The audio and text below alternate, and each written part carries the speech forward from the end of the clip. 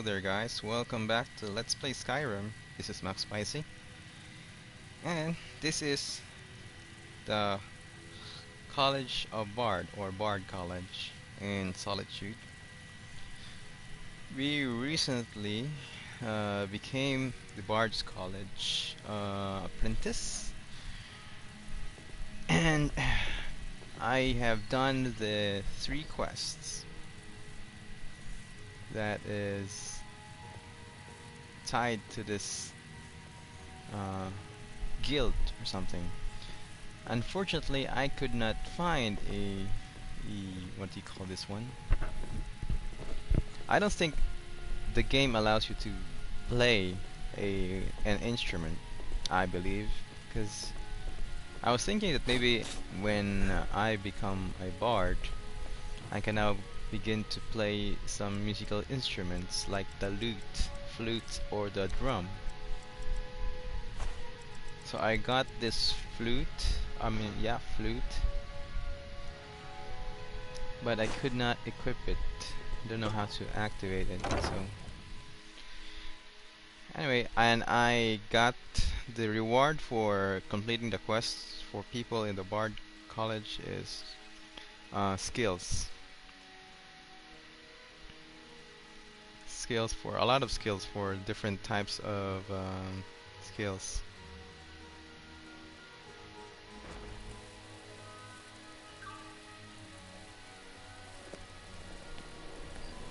Hold on.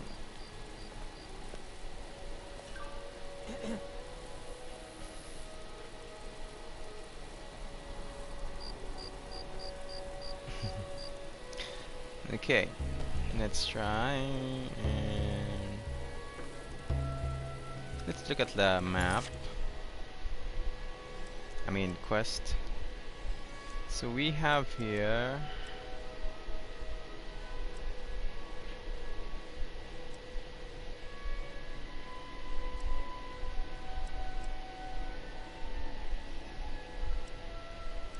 travel with Barbas to the shrine of Clavicus Vile.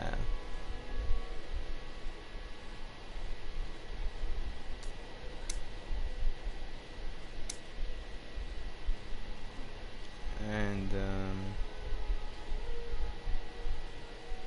yeah, first I want to do this one. Tell Octave that Irnscar is taken care of, because since he is just here in Solitude, he's Where's like these vampires beggar. coming from? We need to wipe them out before things get worse.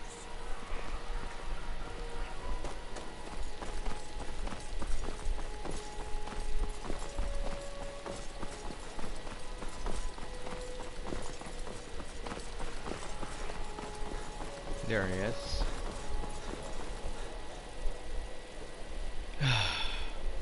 Octave, stop dancing there. Take my advice. Never gamble. Damn Irnscar has me in debt up to the eyes. Oh, I spoke to Irnscar, my friend. And Irnscar? Well, I have a surprise for you. Irnscar agreed to forgive your debt. You've done a fine thing for me. You know, I used to be quite a warrior in my day. Mm-hmm. Let me show you a thing or two. Ooh. Oh, I see. Good. Thank you very much for that lesson, mister. You should speak to my daughter, Yvette. She's the brains of the family. Yvette.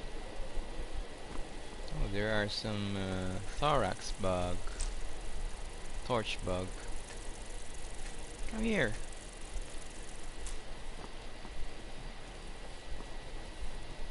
So let's see here. Okay. Now let's go to accompany Clavicus Vile with the dog Barbas.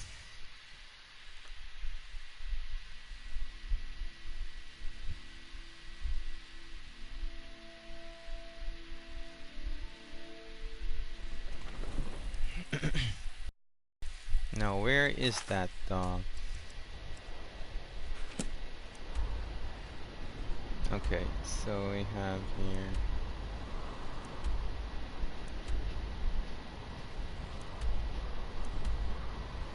Guardian Stone, Lakeview Manor. Let's go back home for a sec. Let's go back home quickly. Mara is the goddess of love and compassion. She has a temple in Riften.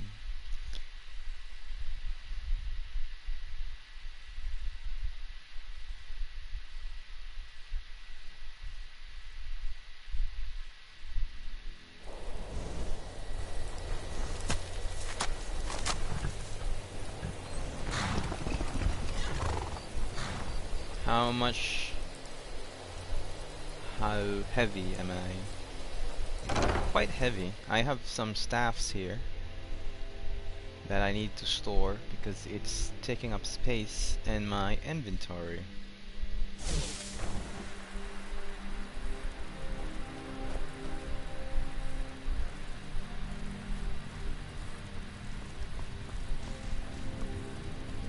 see here. Where do I store my weapons? Cupboard. Ah, my collection. Very nice collection. I'm gonna store some weapons here.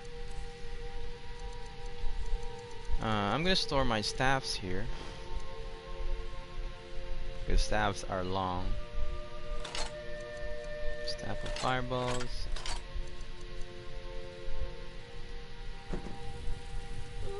And maybe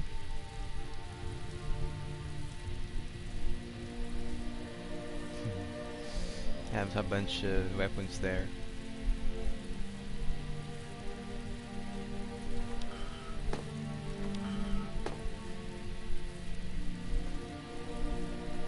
And maybe I'll store some in here. My Daedric arrow, ebony bow. I'll store an ebony bow here.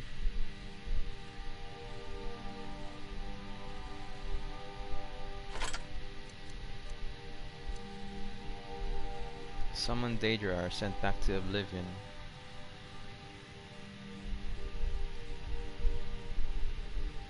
Glass dagger of expelling.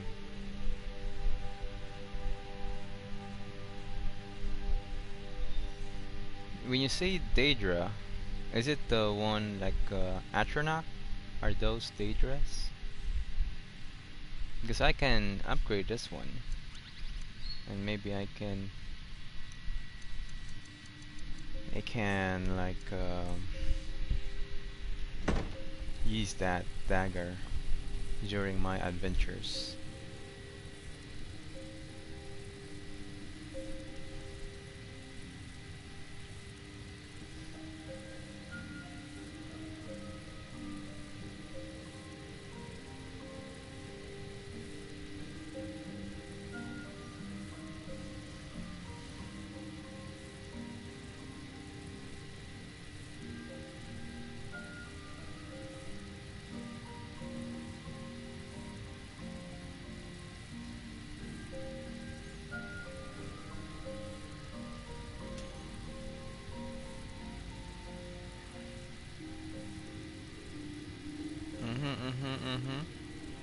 Alright, okay.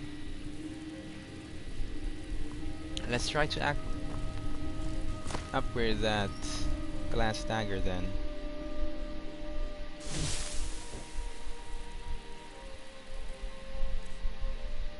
So I had found this Ethereum shard. I don't know what that is. But let's see here. I gotta store some of my... There are some boots here and some items. I'm going to store that there. Glass armor of major illusion. Glass boots. Gauntlets. Restoration. Let's put that there.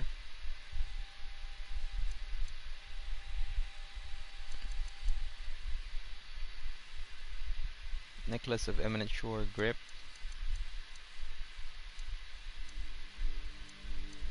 Robes of Destruction. I don't know if I have learned this in the enchantment. I'm going to have to go to the enchanter's table and try to learn that enchantment. Let's see here. I need a refined malachite 1. Okay.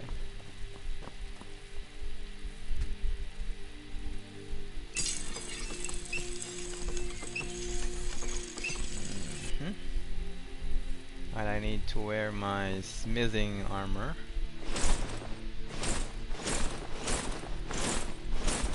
Wait, where's my gold necklace? My gold necklace of smithing. Gold sapphire ring.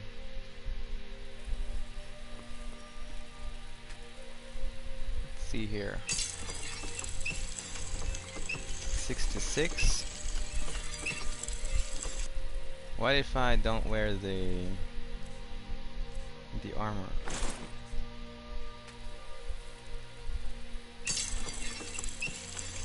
Still 66. The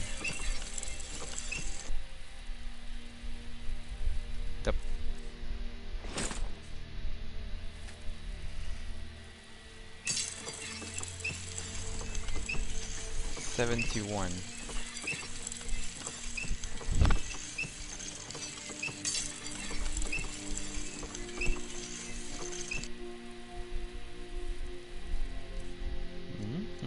Let's see here. Dwarven boots of carrying.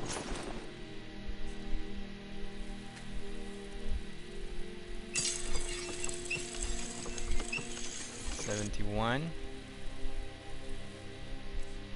I'm trying to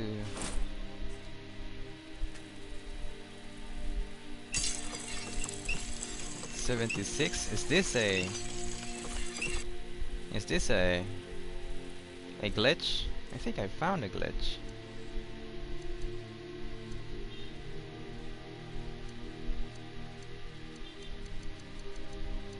Let's see here, smithing.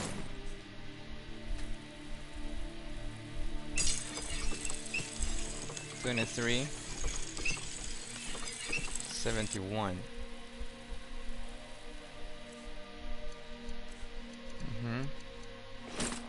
Just turn that back on. I think it only works for the armor, I think. So 76. By removing and adding my armor, I think I found a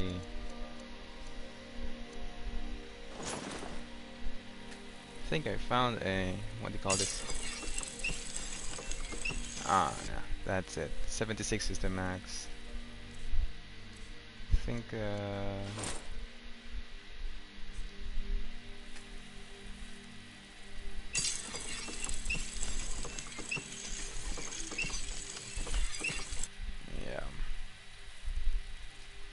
Let's try the armor again. Let's see if that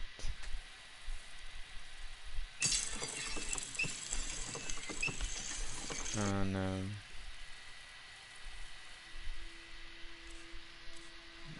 Let's go.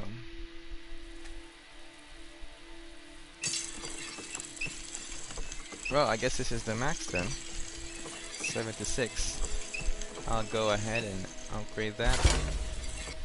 There you go. And let's put this back on.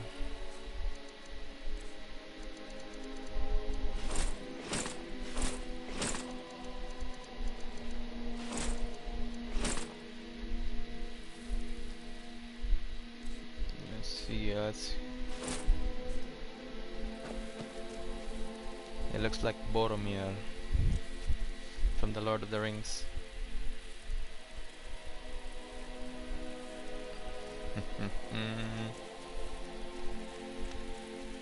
Hold on, guys.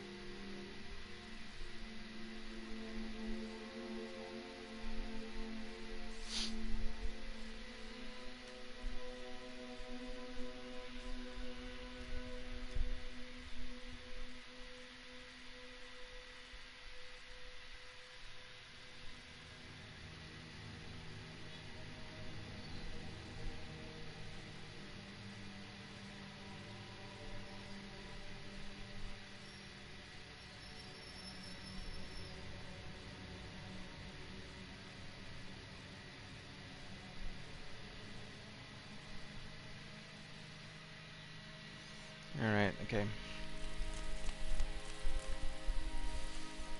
I still need to create some mounted creatures here. What do I need? Bear pelt. I have a bear pelt there. Small antlers. Saber cat, snow pelt, and leather strips. And there are some here.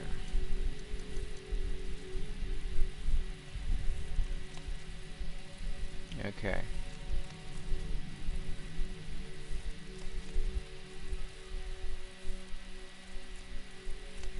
I think I wanna now let's go. Let's go to the enchanter's table and try to disenchant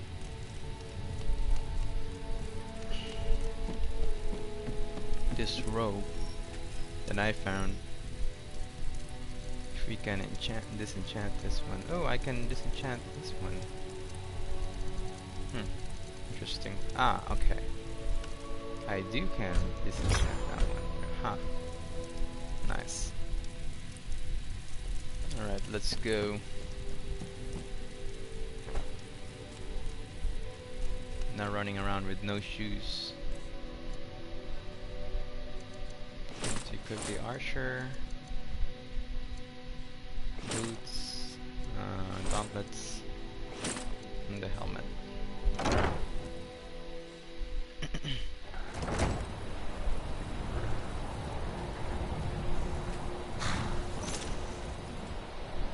Okay, we're going to have to travel to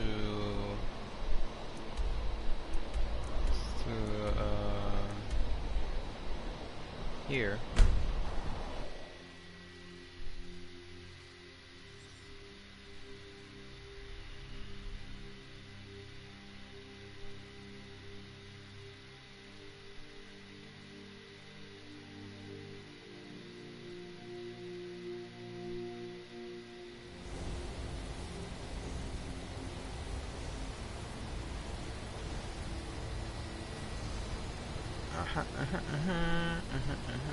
Alright, okay.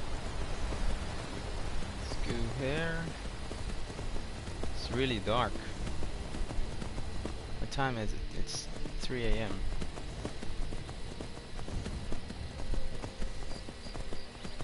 We have to go to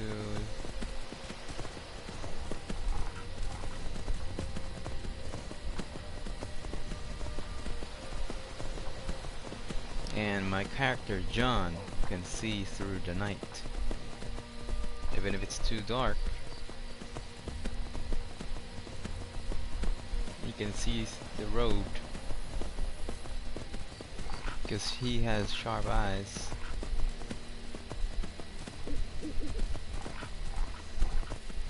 Wait, where are we going? Oh, that's the wrong road. Follow this road.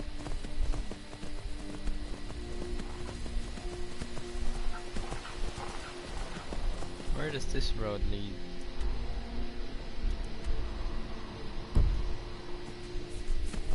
Is this even a road?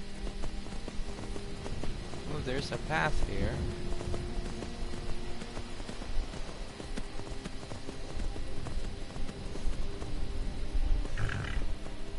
Uh-oh. That's some trouble. That's close enough. Hey. You picked a bad time to get lost. Yeah.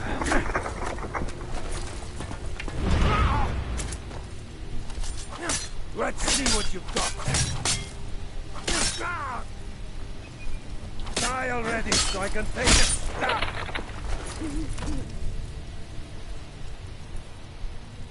Sorry guys,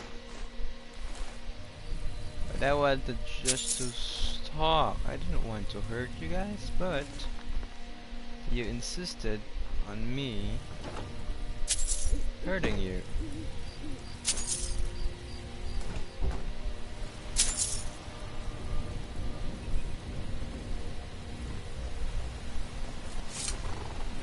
equipping the Dawnbreaker. So there's no way there.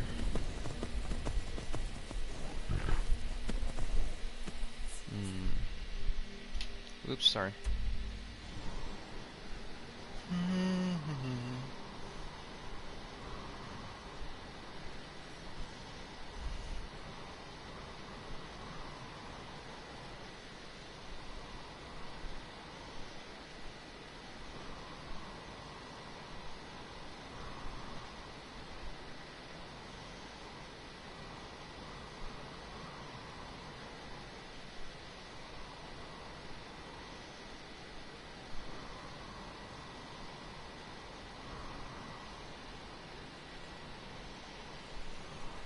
Okay, let's turn back, or maybe we can. No, there's supposed to be a road there. Can go here. So I took the wrong. Oh, took a wrong turn.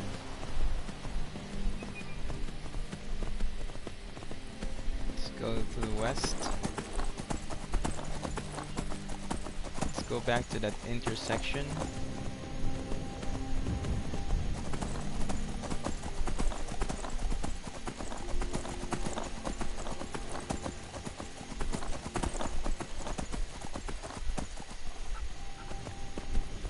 And let's, I think this is the road.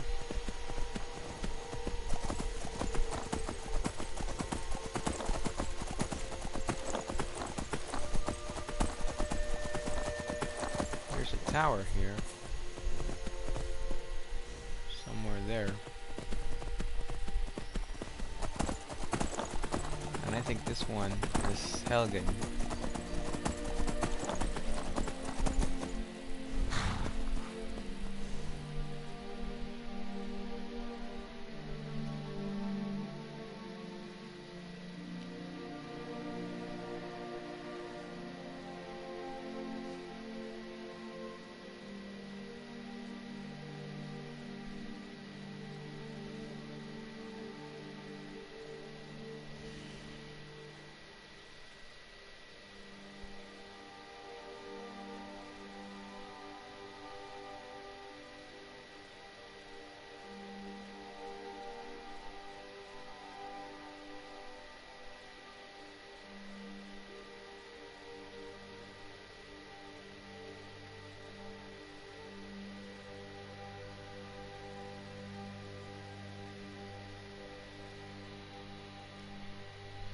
Alright, let's do. Right, I can pass through here and avoid the bandits. Yeah, here. And there's a Stormcloak camp just ahead.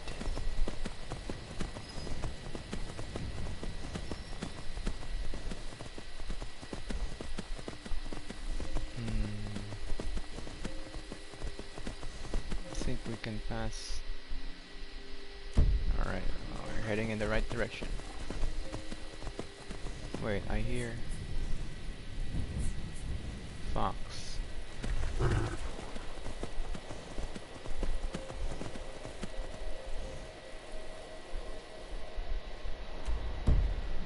Turn back.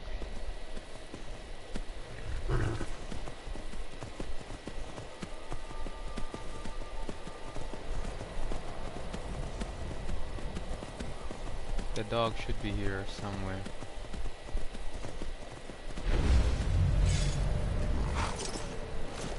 What, did she see me? You're pathetic!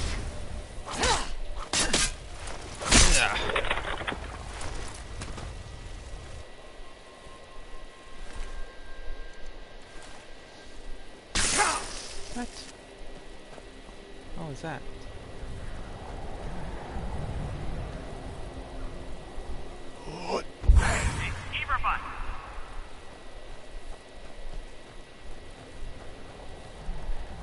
Is this Orphan Rock?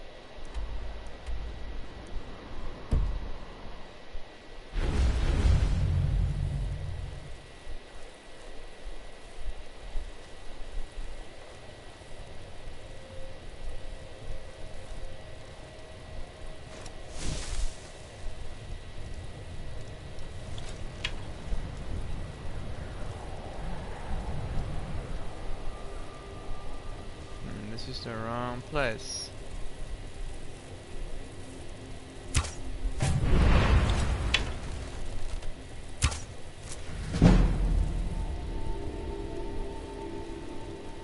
Graven is dead. I got him. Or should I say I got her? Graven feathers.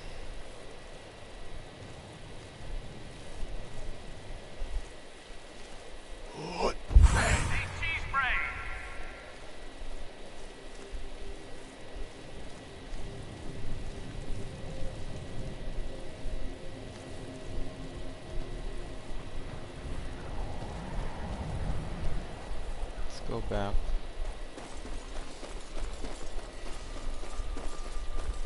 I isn't the right one. Where's my where did my horse go?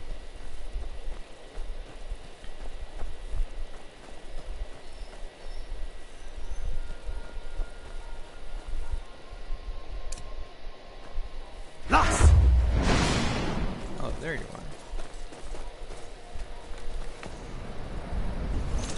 Alright.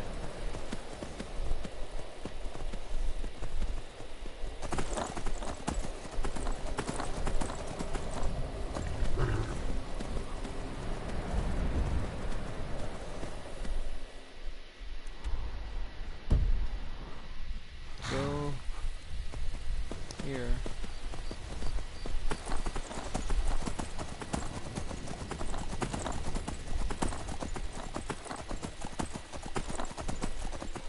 Up ahead.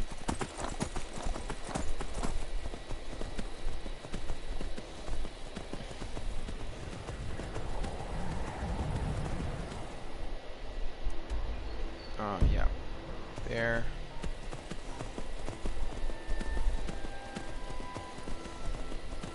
It's above the mountain, or it's on the mountain.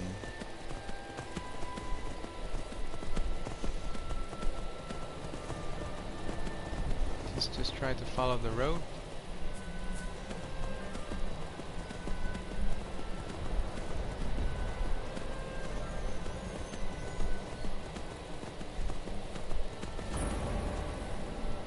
Heimer's Shame.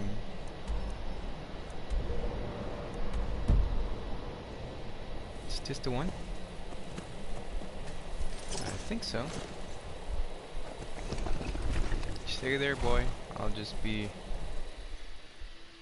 exploring this one.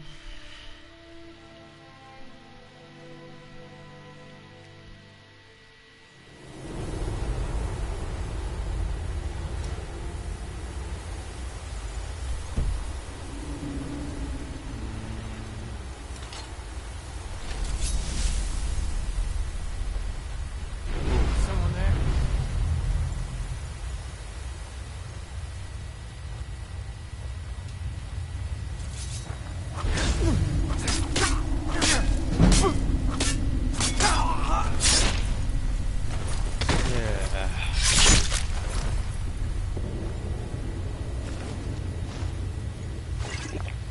Drink your mead. What have we got here? Iron arrows?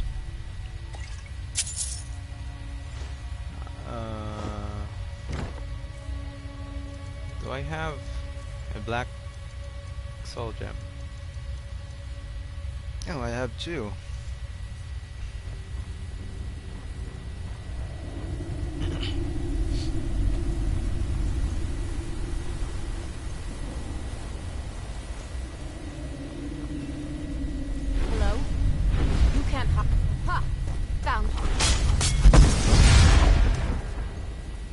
What? Vampires are undead. Huh. I just know that. So vampires actually are undead. Well, I thought it was only the skeletons one. The skeletons that are undead. So vampires are also undead, huh? Okay, let's just... What?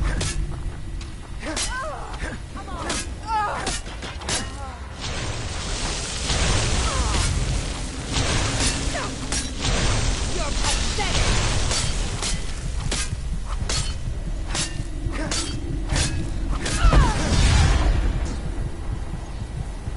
Oh, I almost died.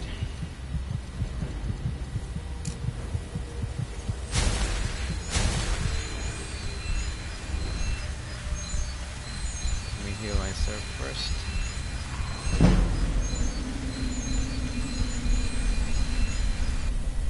Right.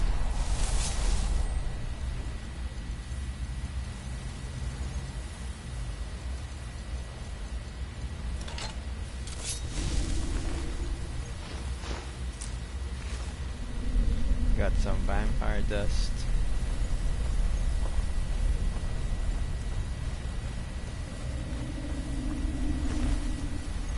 They abducted this Imperial. Probably abducted him for his blood.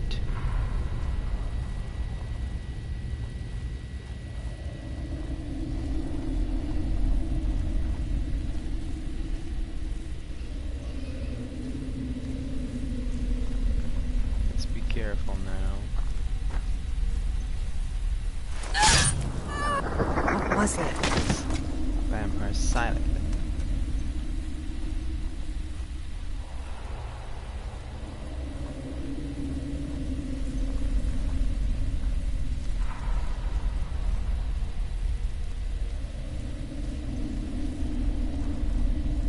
There's one down there.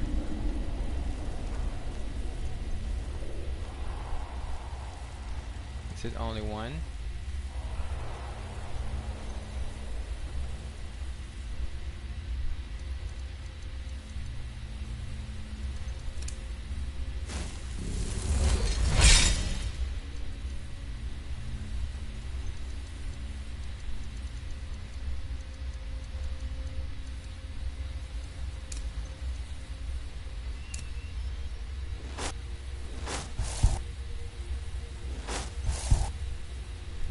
It's only one.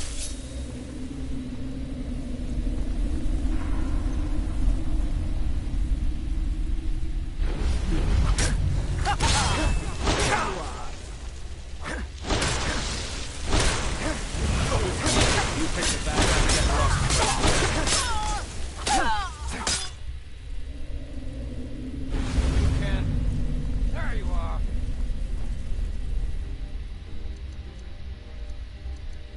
Can I disarm him?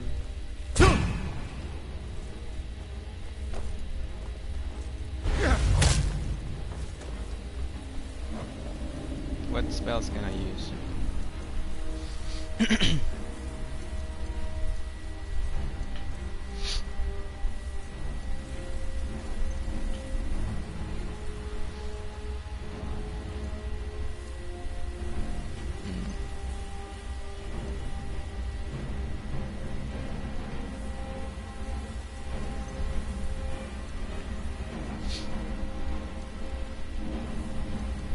I can use this ice storm.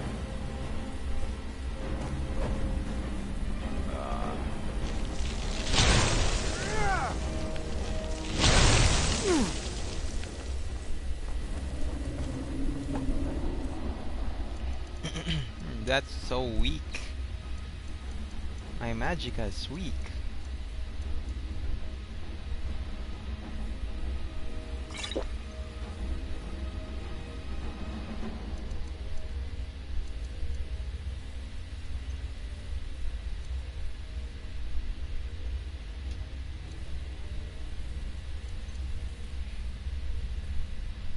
Potion of extreme magic. Potion of extra magic. That's extra. And I have extreme healing. I get that one. Yeah.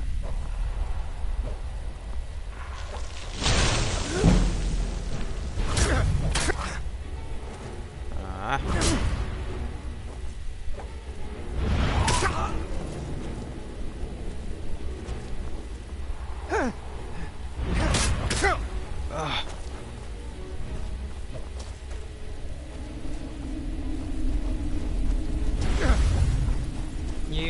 catch me.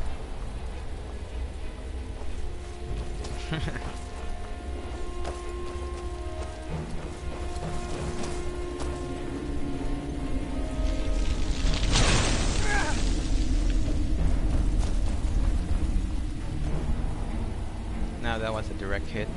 I think that damaged him quite a lot.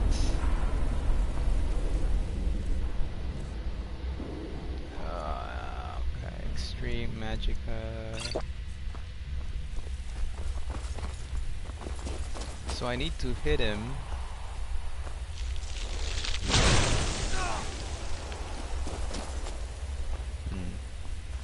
Need to hit him at a distance, I think, so that the spell damages, because my spell here, let's see, Ice Storm, Freezing Whirlwind, that does 40 points of frost damage per second to health and stamina.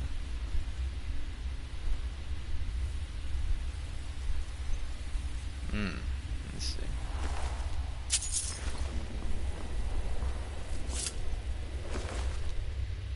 Ale.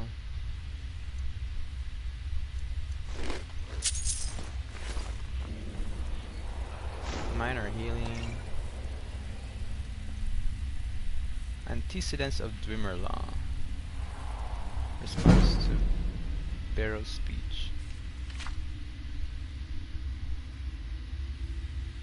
On the 14th of last seed.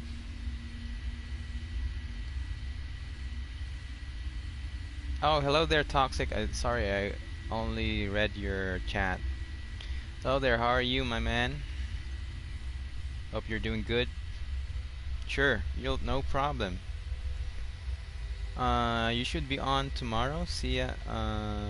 Do you mean you're going to be streaming tomorrow, or you're going to be watching the stream? So yeah, let's see. Read this one, but let's try to read this one. This is entitled A Response to Barrow's Speech by Malvisor Battlemage. On the 14th of last seed, an illusionist by the name of Berivar Barrow gave a very ignorant speech at the chantry of Giulianus in the Imperial city. As ignorant speeches are hardly uncommon, there was no reason to respond to it.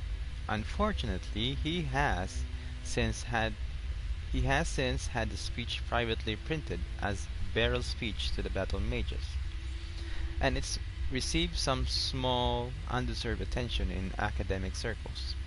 Let's put his misconceptions to rest.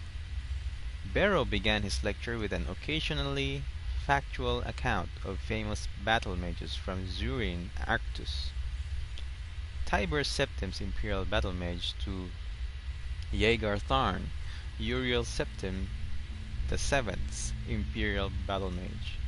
His intent was to show that where it matters, the battle mage relies on other schools of magicka, not the schools of destruction, which is supposedly a battle mage's particular forte. Allow me first to dispute these so-called historical facts. Zurin Arctus did not create the golem Numidium by spells of mysticism and conjuration as Barrow alleges. The truth is that we don't know how Numidium was created, or if it was a golem or atronach in any traditional sense of those words. Uriel V's battle mage, Hethoth, was not an Imperial battle mage. He was simply a sorcerer in the employ of the Empire. Thus, which spells he cast in the various battles of Akavir are irrelevant, not to mention hearsay. Barrow calls him Empress Morihatha's battle mage Wellock, an accomplished diplomat but not a powerful student of the School of Destruction. I congratulate Barrow on correctly identifying an Imperial battle mage, but there are many written examples of Wellock's skill in the School of Destruction. The sage Silarus, for example, wrote extensively about Wellock casting the vampiric cloud on the rebellious army of Black Rose, causing their strength and skill to pass on to their opponents. What is this but an impressive example of the School of Destruction? Barrow rather pathetically includes Jaegar Tharn in his last of underachieving battle mages. To use an insane traitor as example of rational behavior as an untenable position. What would Barrow prefer? That Tharn used the School of Destruction to destroy Tamriel by a more traditional means? Barrow uses misrepresentation of history as the basis for his argument. Even if he had found 4 excellent examples from history of battle mages casting spells outside their school, and he didn't, he would only have anecdotal evidence which isn't enough to support an argument. I could easily find 4 examples of illusionists casting healing spells or nightblades teleporting. There is a time and a space for everything. Barrow's argument, built on this shaky ground, is that the School of Destruction is not a true school. He calls it narrow and shallow, as an avenue of study, and its students impatient with megalomaniac tendencies. How can one respond to this? Someone who knows nothing about casting a spell of destruction, criticizing the school for being too simple. Summarizing the School of Destruction as learning how to do the maximum amount of damage in the minimum amount of time is clearly absurd, and he expounds on his ignorance by listing all the complicated factors studied in his own School of Illusion. Allow me in the response to list the factors studied in the School of Destruction. The means of delivering the spell matters more in the School of Destruction than any other school, whether it is cast at a touch, at a range, in concentric circles, or cast once to be triggered later. What forces might be rained into cast a spell, fire, lightning, or frost, and what are the advantages and dangers of each? What are the responses from different targets from the assault of different spells of destruction? What are the possible defenses, and how may they be assailed? What environmental factors must be taken into consideration? What are the advantages of a spell delayed damage? Barrow suggests that the School of Destruction cannot be subtle, yet he forgets about all the curses that fall under the mantle of the school, sometimes affecting generation after generation in subtle yet sublime ways. The School of Alteration is a distinct and separate entity from the School of Destruction, and Barrow's argument that they should be merged into one is patently ludicrous. He insists, again, a man who knows nothing about the schools of alteration and destruction is the one insisting this, that damage is part of the changing of reality dealt with by the spells of alteration. The implication is that levitation, to list a spell of alteration, is a close cousin of shockbolt, a spell of destruction.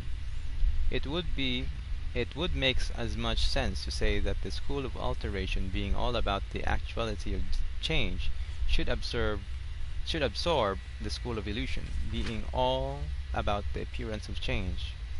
It certainly isn't a coincidence that a master of the School of Illusion cast this attack on the School of Destruction. Illusion is, after all about masking the truth. Can I get this book? Alright, okay. So that was Barrow. The Song of Pilinal, Chapter 5. The Book of Daedra.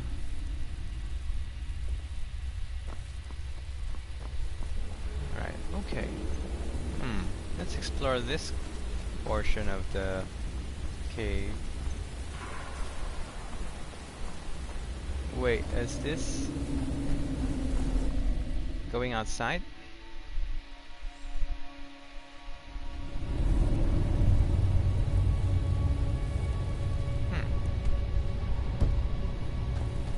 No, it's not going outside. It has a different...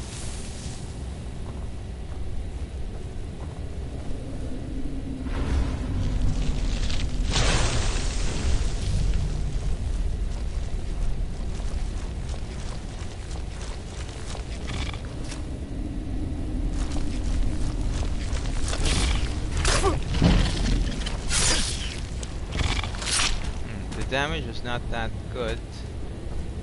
I'm testing out how to use the spells.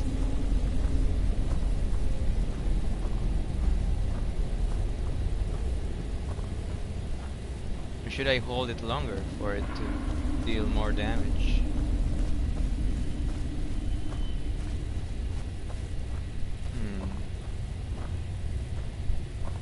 What's in here?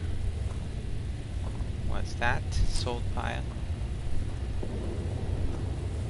And a grand soul gem.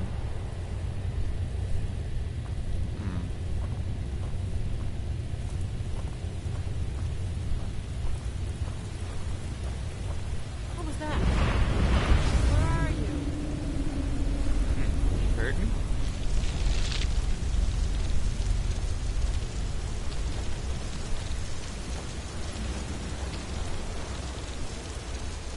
You can't hide from me. Is she there?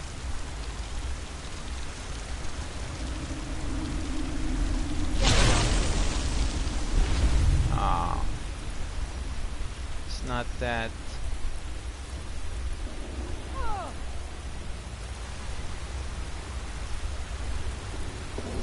Damage is too little. Let me. Frost, ice storm. Let me double that. You won't live to see tomorrow.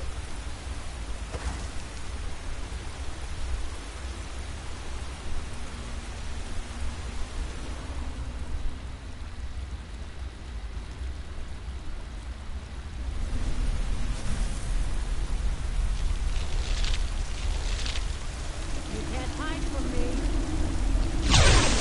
I knew I'd find you.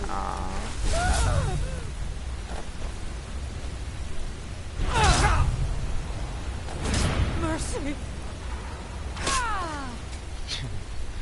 My sword still deals the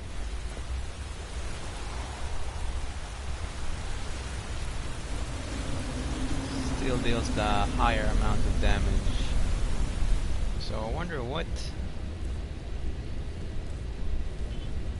things.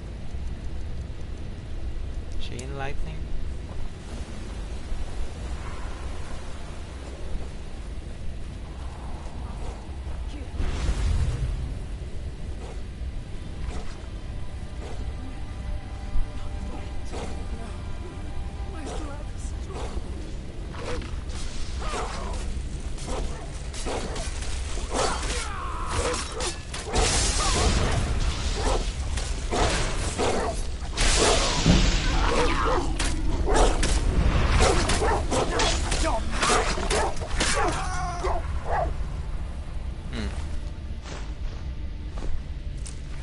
Chain lightning seems to seems ineffective for them. What?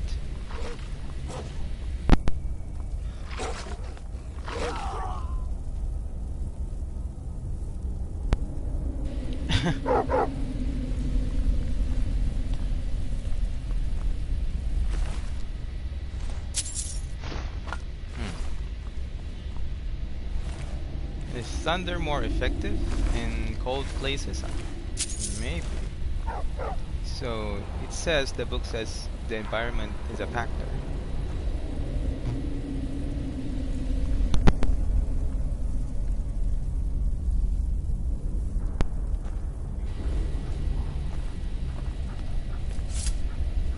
Let's speak to this. Shrine of Clavicus Vile. Lord Vile, I have a request for you. Wait, I have a book here that I can read about that. That book entitled The Book of Daedra. Azura, whose sphere is dusk and dawn, the magic in between realms of twilight known as Moonshadow. Mother of the Rose and Queen of the Night Sky. Bothea, whose sphere is deceit and conspiracy and secret plots of murder, assassination, treason, and unlawful overthrow of authority. This is the one. Clavicus Vile, whose fear is the granting of power and wishes through ritual invocations and pact. Hermias Mora, whose fear is scrying of the tides of fate, of the past and future as read in the stars and heavens, and in whose dominion are the treasures of knowledge and memory. Hercene, whose fear is the hunt, the sport of Daedra, the great game, the chase known as the huntsman, and the father of man-beasts. Malakath, whose fear is the patronage of the spurned and ostracized, the keeper of the sworn oaths and the bloody curse. Mirun's Dagon, whose fear is destruction, change, revolution, energy, and ambition. Mephala, whose fear is obscured to mortals, known by the names web spinner, spinner, and spider, whose only consistent theme seems to be interference in the affairs of mortals for her amusement. Meridia, whose fear is obscured to mortals, who is associated with the energies of living things. Molakbal, whose fear is the domination and enslavement of mortals, whose desire is to harvest the souls of mortals and to bring mortal souls within his sway by spreading seeds of strife and discord in the mortal realms. Namira, whose fear is the ancient darkness known as the spirit Daedra, ruler of sundry dark and shadowy spirits, associated with spiders, insects, slugs, and other repulsive creatures, which inspire mortals with an instinctive revulsion. Nocturnal, whose fear is the night and darkness, who is known as the night mistress. Derite, whose fear is the ordering of the lowest order of oblivion, known as Taskmaster. Derite or Pirite. Sanguine, whose fear is hedonistic revelry and debauchery, and passionate indulgences of darker natures. Shiogorath, whose fear is madness and whose motives are unknowable.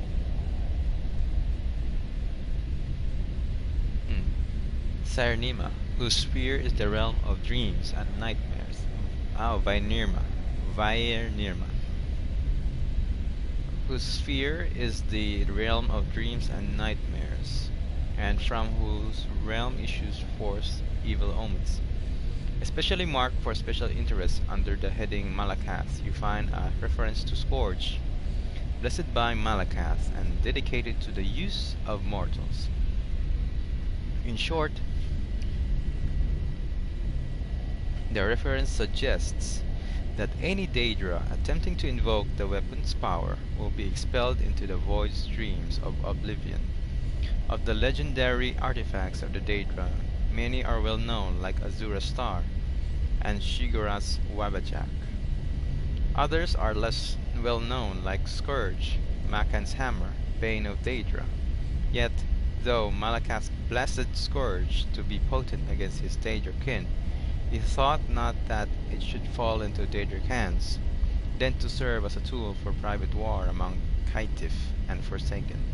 Thus did Malakath curse the device such that, should any dark kin seek to invoke its power, that a void should open and swallow that Daedra, and purge him into oblivion's void streams. From thence to pathfind back to the real and unreal world in the full order of time. Okay. Hello there, Clavicus Vile. Lord Vile, I have a request of you. By all means, let's hear it. It's the least I could do, since you already helped me grant one final wish for my last worshippers. They were suffering so from vampirism and begged me for a cure. Then you came and ended their misery. I couldn't have planned it better myself. So, what's your heart's desire? What kind of deal can we strike?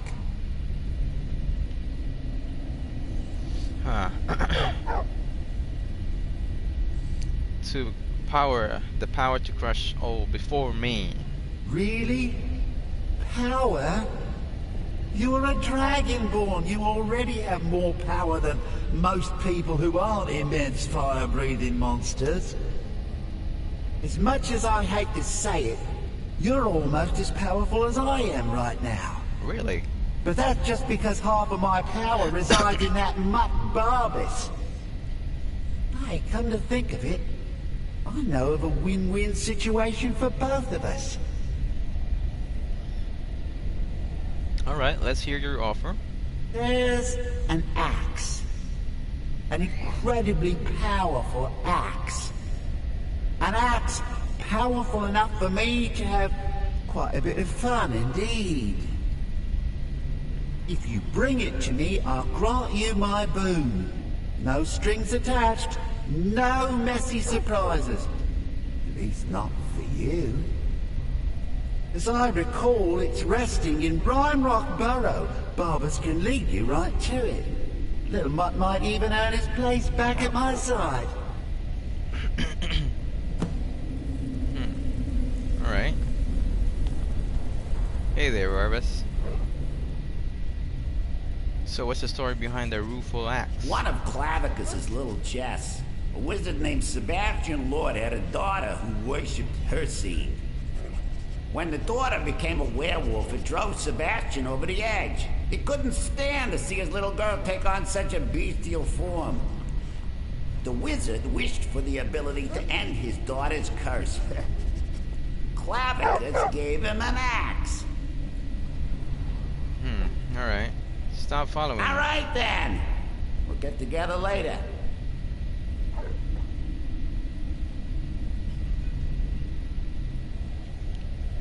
Wait. Lead the just way. follow me. Alright, let's go, doggy.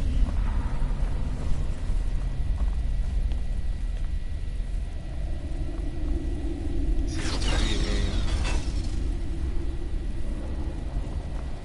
a way out here. Hold on, there's something here that I haven't explored. The one that's on top. Let's go there for a sec.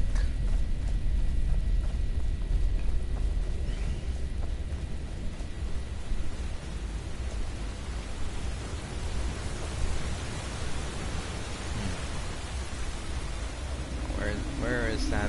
Where's the way out? I think this is it. I wasn't able to explore this part of the cave.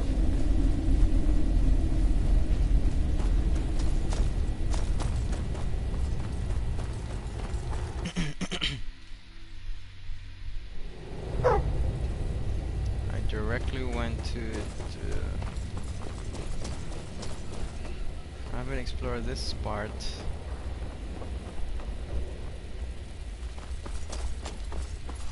Maybe there's a loot here. Ha.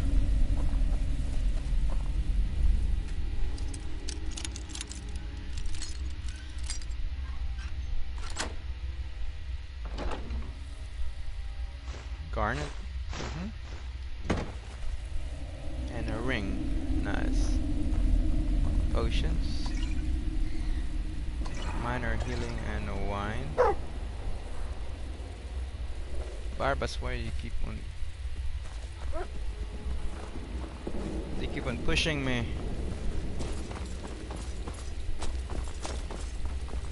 Alright, come here then.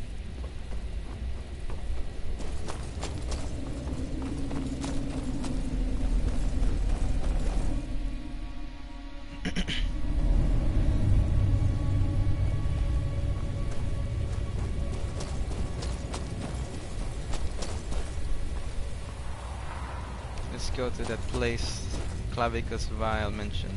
Oh.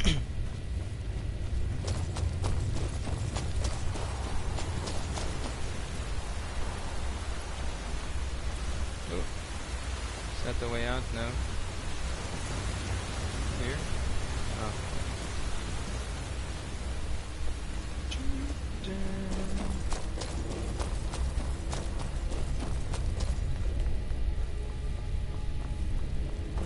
Let's go out of this place.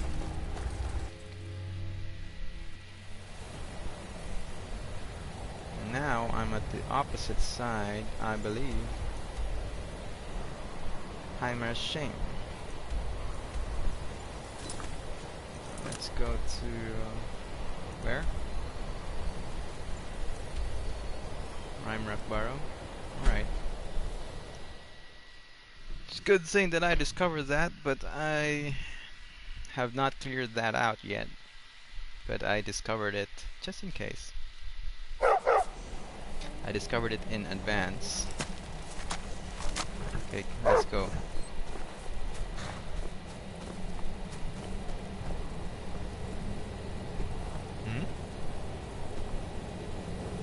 There it is. Barrow.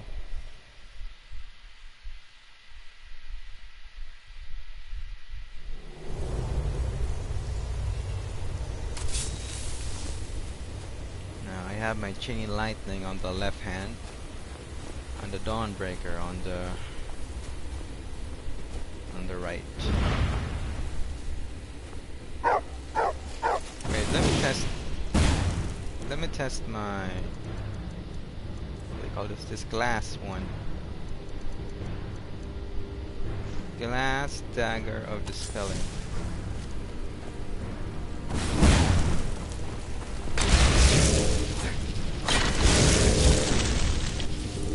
Ah, so that is a Daedra. Whoa.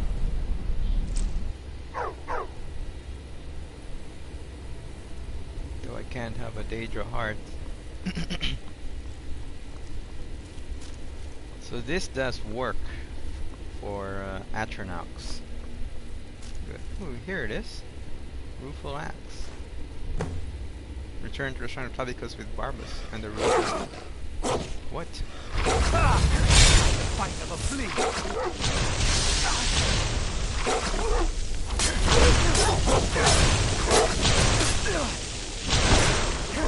You're no match for me.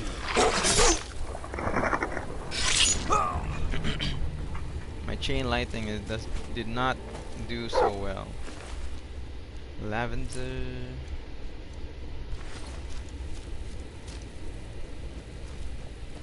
Wait, let's explore this one.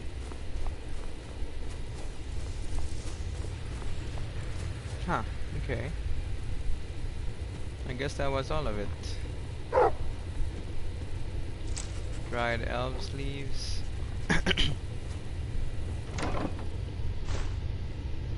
empty grand soul and a greater soul gem. Daedric battle axe. Ooh. That is a rare item. You can't have too many Daedric. This dog is.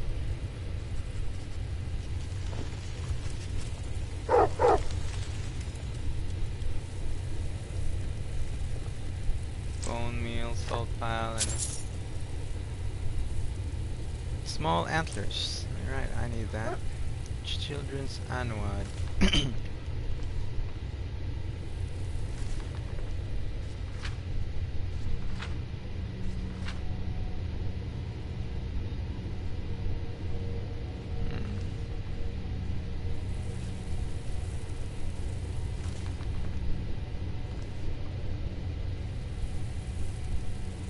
Myths of Sheogorath.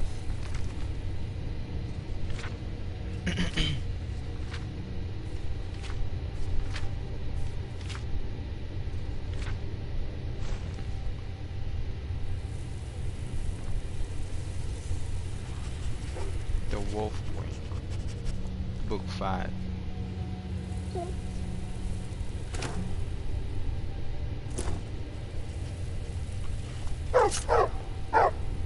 Alright. Stop barking. We're going out now.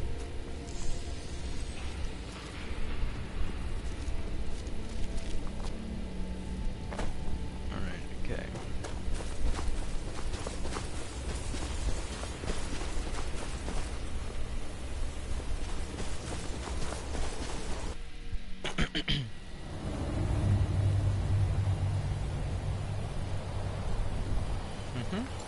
Now let's return to Clavicus Vial.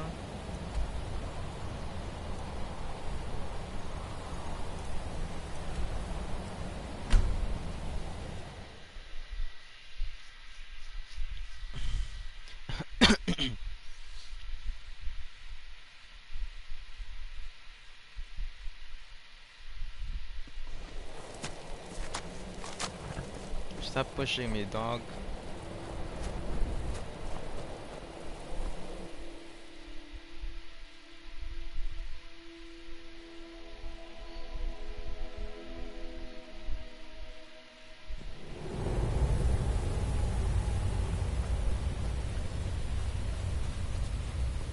Okay, where to? Here.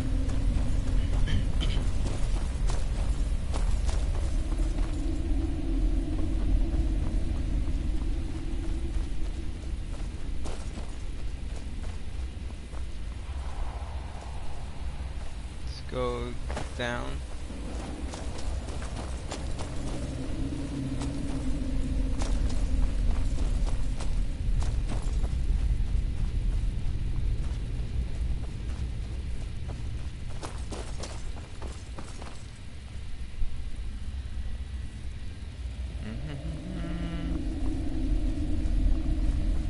Video.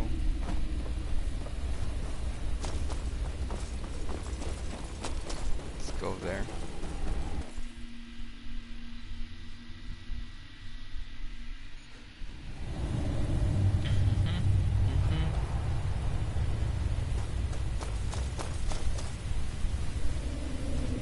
Let's return this axe to Clavicus file now. Can I see that axe? Rueful axe. 20 points of stamina damage. Is that it? I have a better axe for that.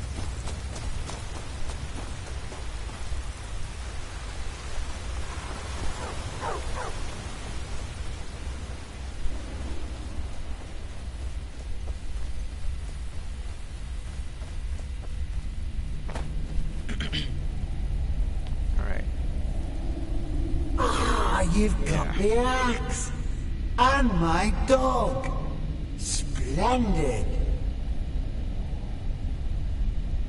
So, yeah, we're back. Now fulfill your end of the bargain. Excellent work. A hero and his faithful companion retrieving the ancient artifact for the prince. It's almost storybook. Ah, but it almost seems a shame to give a weapon like that away, doesn't it? I suppose I could be persuaded to let you keep it. But only if you use the axe to kill Barbas. Simple as that. What? Return to the Shrine of Clavicus completed. Give Rueful axe to Clavicus or kill Barbas with Rueful axe. No deal. Take the axe and take back Barbas. Huh. You're no fun at all. Guess I'll have to make my own fun elsewhere. And with the pup back, I'll be restored to my full power. There's a whole world just waiting for me. I knew I could trust you. Yeah, dog gets master, master gets cosmic axe. Everyone's happy. Just get over here, mutt. Don't worry, I'll make sure he sees the light. I trusted you, now you trust me. Okay. Ah, that feels so much better. You forget how nice supreme power feels until you've been stuck in a cave for a few years. Now, as for your wish, power, was it? You can be part of a tremendous power. All you have to do is let your soul be absorbed by this axe. I never said it would be your power. Oh, fine. Have my boon and be done with it. Got more interesting deals to make anyway. Added mass of Clavicus file.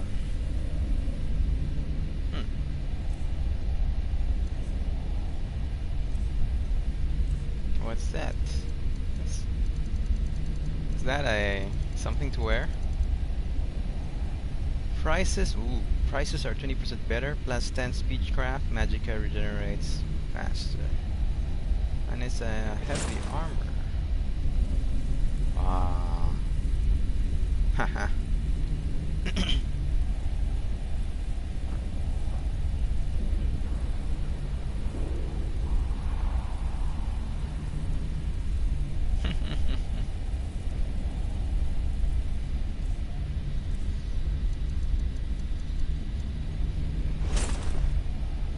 I like this better because it gives me some points for the bow.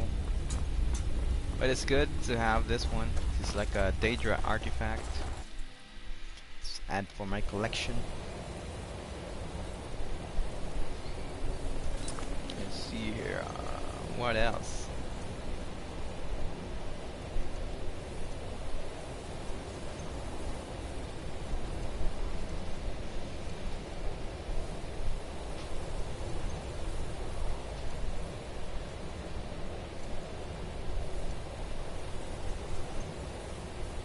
Find the Forge Master's finger.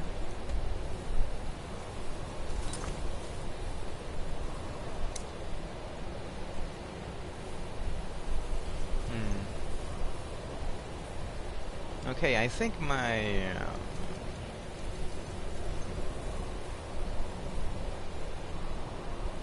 College of Winterhold. I think my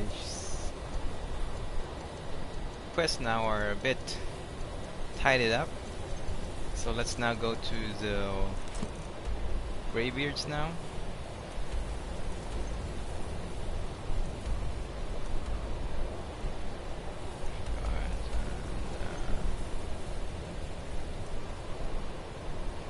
The way is from Everstead.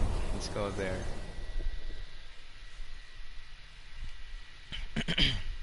Let's visit the Greybeards.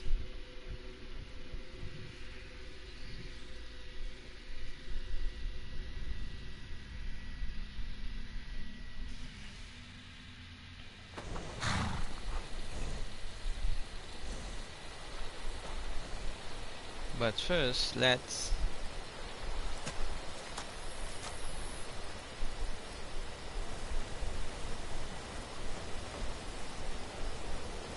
sleep.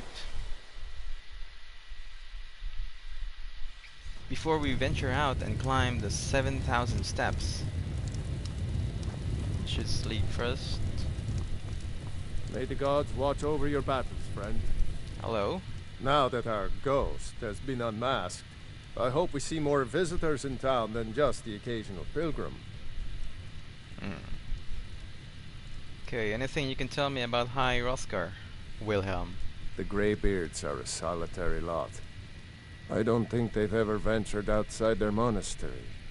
We get the occasional pilgrim passing through here on their way to the summit, but almost all of them have returned disappointed. Sir, I've got no interest in magic users. No use for their kind at all. They're way up north in Winterhold, and that's fine with me. I don't even like our Jarl having a court wizard.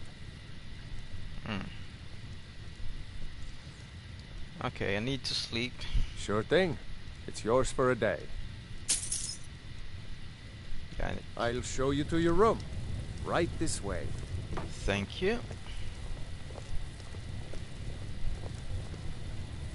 Let me know if there's anything else you need.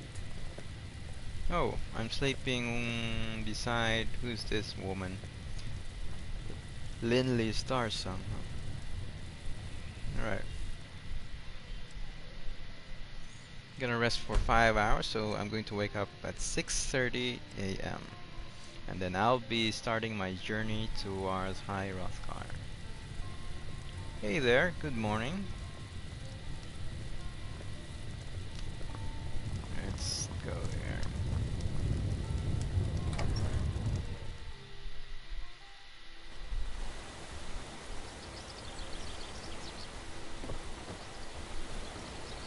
My horse. Come here, my horsey.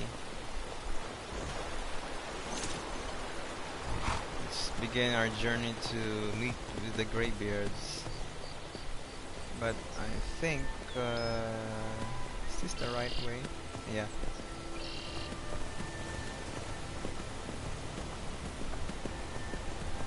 And let's learn about this Dragonborn power.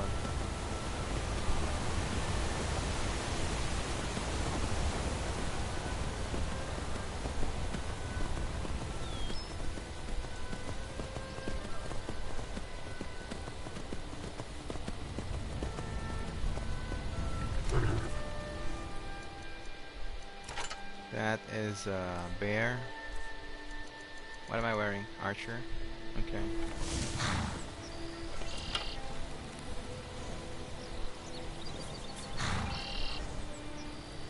Hold on, let me get a sneak attack so that I won't have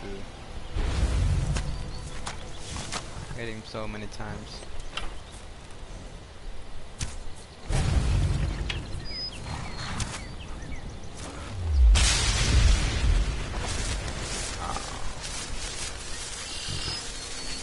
Poor bear. Come here. Your soul is mine. Oh, did you just kill this goat? So you were feeding the goat. Bear claws. Wait, where's... What are you doing? Come here.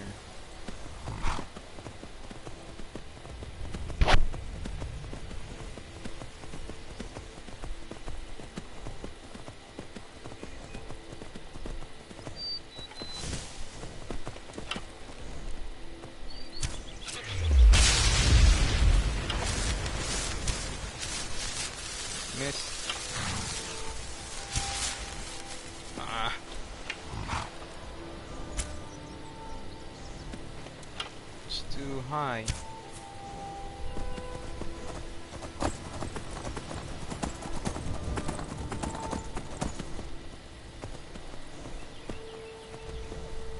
Hello there, pilgrim.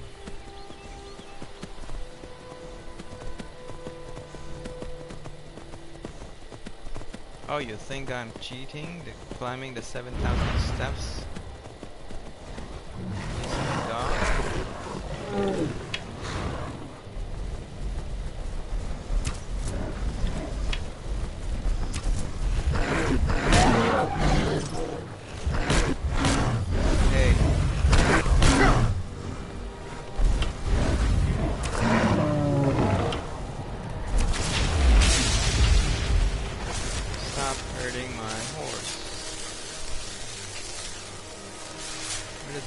Go. Come here. It's okay, I already handled it.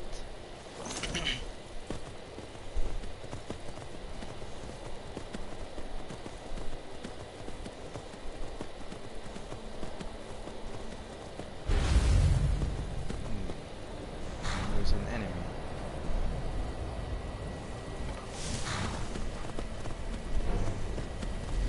Another troll. Trolls are...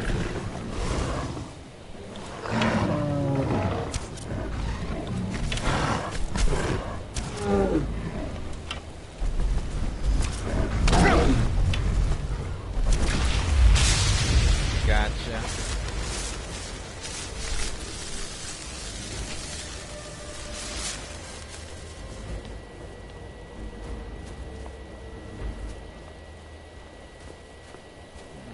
Come here, horsey. Come back.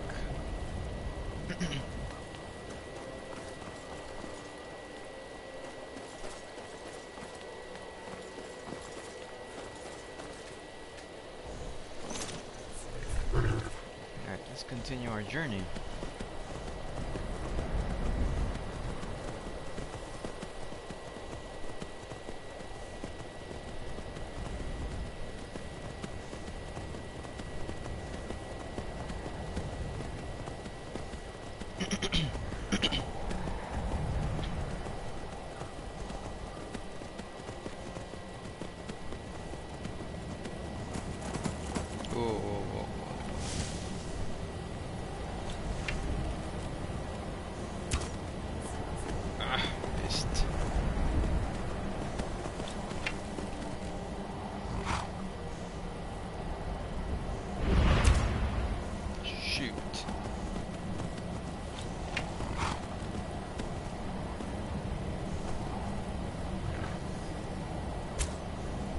Ah, never mind.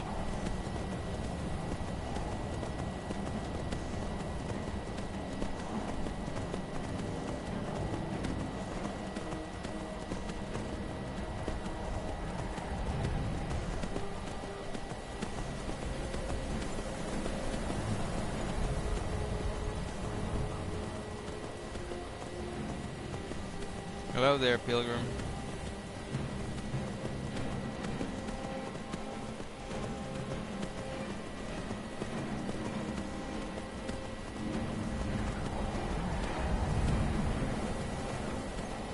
Right.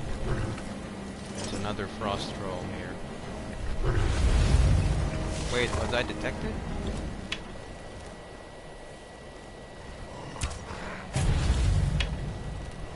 You're mine.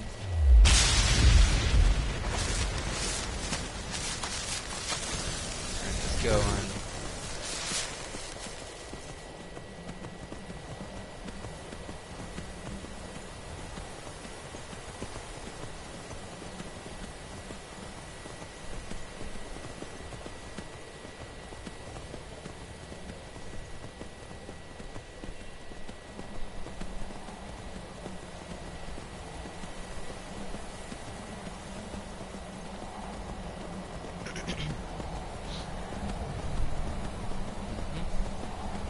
Close now. Yeah. Run, boy.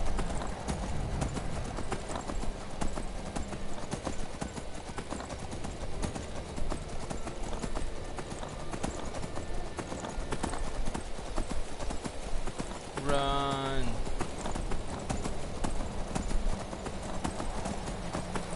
Alright, we're here. Yippee! Right, let's drop off clinic supplies here in this chest. It's empty. Where's clinic supplies?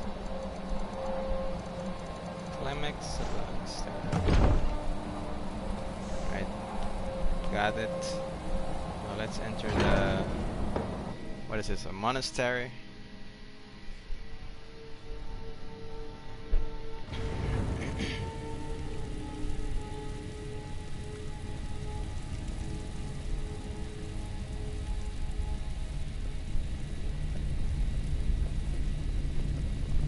Hello. So, a Dragonborn appears at this moment in the turning of the age. I'm answering your summons. We will see if you truly have the gift. Show us, Dragonborn. Let us taste of your voice. Demonstrate your unrelenting shaft. Here it is. Strike us with the power of your voice. Dragonborn, it is you. Welcome to High Hrothgar. I am Master Arngir. I speak for the Greybeards.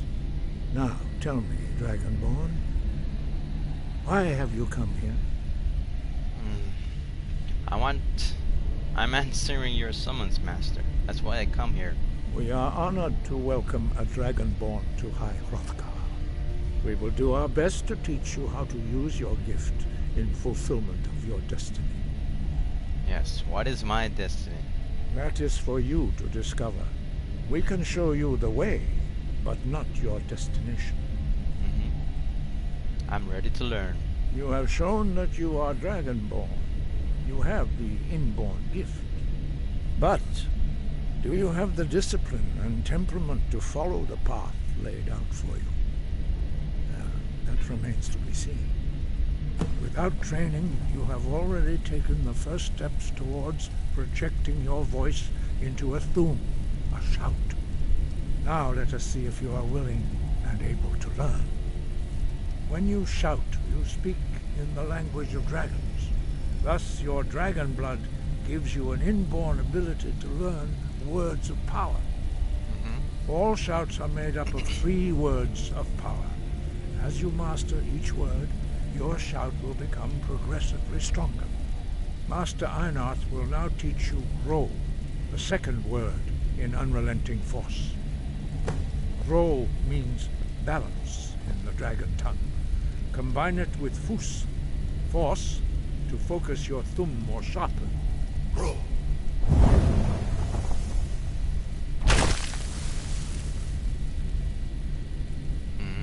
Okay.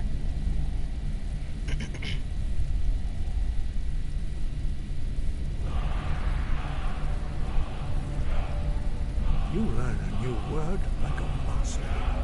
You truly do have the gift. But learning a word of power is only the first step. You must unlock its meaning through constant practice in order to use it in a shout.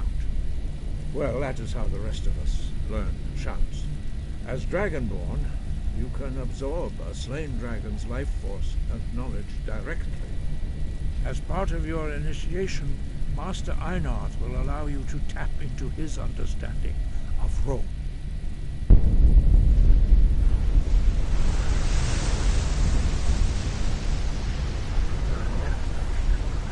Now, let us see how quickly you can master your new thumb.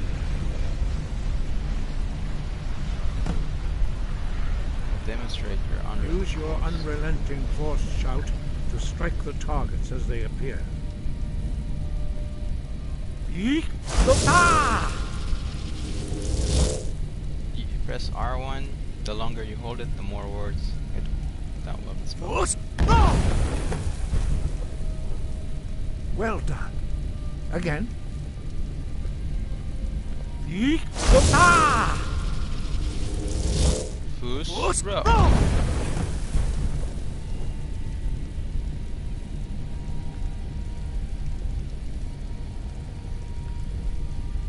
You learn quickly. Once more. Yeek! Ah! Foos, bro. Impressive. Your thumb is precise. You show great promise, Dragonborn. What's next, Master? We will perform your next trial in the courtyard. Follow Master Bori. Master Bori?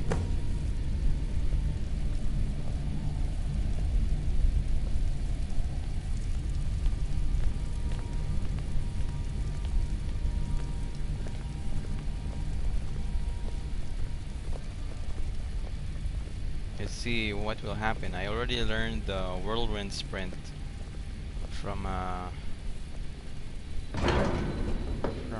tomb. Let's see if it upgrades my whirlwind sprint twice, or if it adds on another level of the power.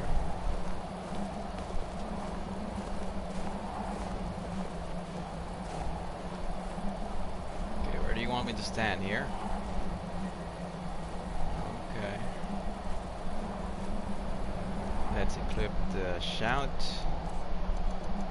Whirlwind sprint. Oh, sorry. I see that you have already begun to learn the whirlwind sprint shout. Master Bori will teach you Na, Fury, the second word of whirlwind sprint. Huh. No. Intuitive. Nice. He actually You must identified. hear the word within yourself before you can project it into a thumb.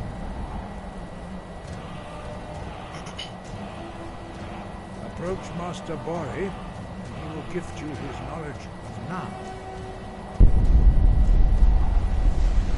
They actually know that I have learned already the whirlwind sprint, and now they've given me the second level Now we demonstration. will see how quickly you can master a new word. Master Wolfgar will demonstrate whirlwind sprint. Then it will be your turn. Master Bori? X! Wolf! Now, your turn. Let's see. Stand next to me. Master Bori will open the gate. Use your whirlwind sprint to pass through before it closes.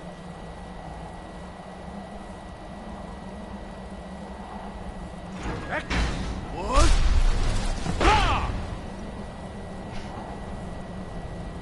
Speak to Anga for further training.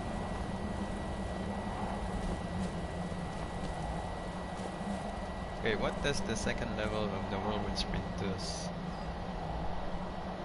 Carrying you in its wake with the speed of a tempest. Fury recharge. 25.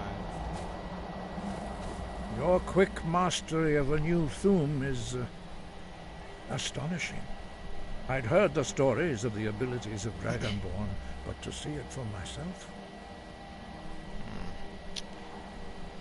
Thank you. What's next, Master? You are now ready for your last trial. Retrieve the horn of Jürgen Windcaller, our founder, from his tomb in the ancient fane of Ostengraf. Remain true to the way of the voice, and you will return. Alright, okay.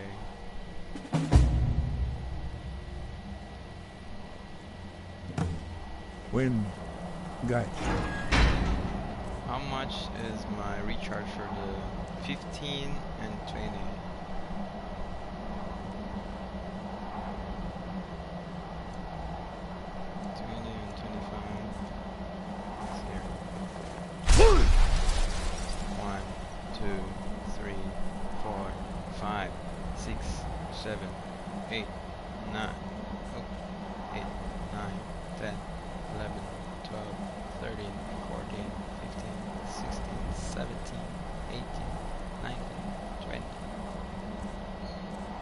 Seconds. For the second level, it cost me 25. What? 1, 2, 3, 4, 5, 6, 7, 8, 9, 10, 11, 12, 13, 14, 15, 16, 17, 18, 19, 20, 21, 22, 23, 24. Yeah, it cost me 25. Alright, okay. Let's go to the...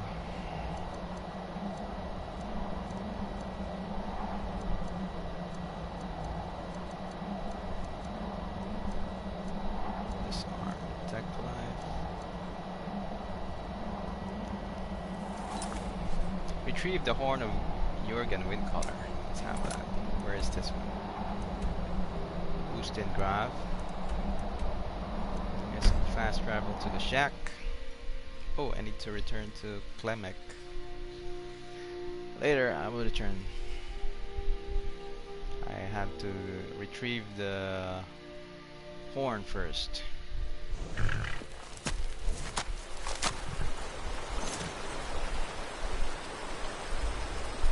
Okay, let's go southeast. Southeast. Yeah.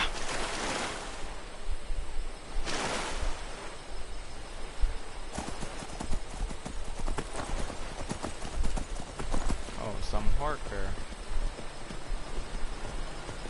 I can capture your souls. Hold on there, boy. Give me a quick...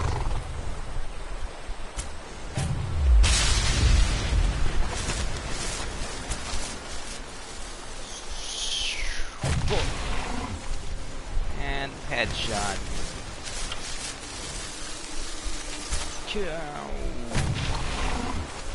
Another headshot. Alright, that's done. Let's go.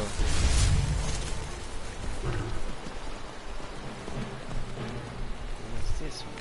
The chart. Get out. It might hurt you. Let me handle this one. Come on. Go out.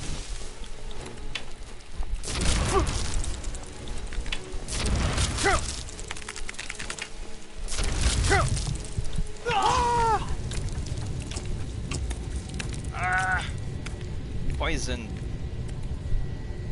The poison got me.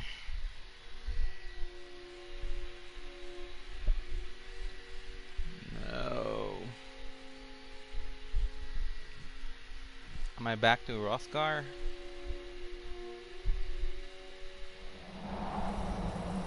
Yet. Let's try this again.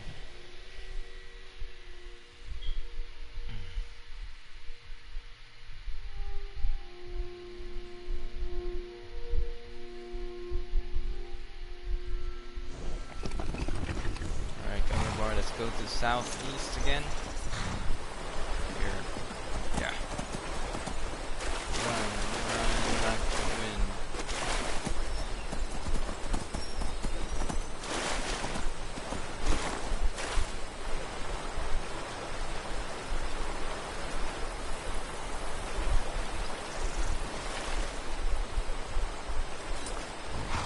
Let's turn off this one. There are people there fighting.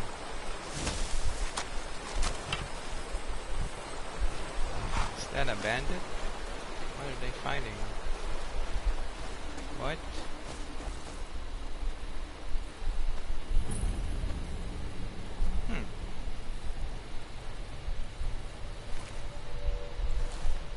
Well, I found it quite easily. Ah. Let's wait. There's a chest here. Common soul gem. Alright. How many petty soul gems do I have? Empty ones. And some common and lesser soul gems. Can I lock something? Black soul gems, I have 2. I have 1 empty common soul gem. I have 12 grand soul gems. 10 greater soul gems.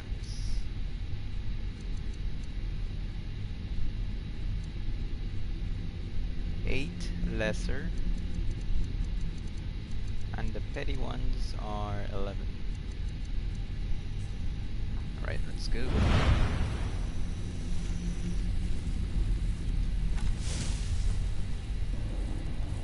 Where are these ones? Let's try to capture a human soul. Let's check that. I have 2 black souls. Black soul gems.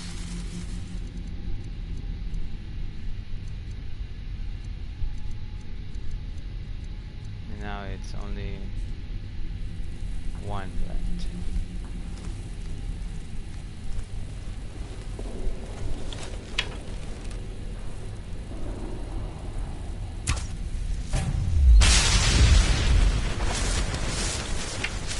Why are they fighting?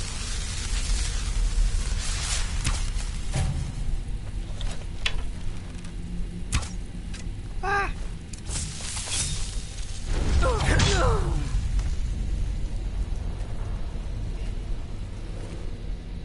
Solution of strength. They're not allied, bandits and the necromancer.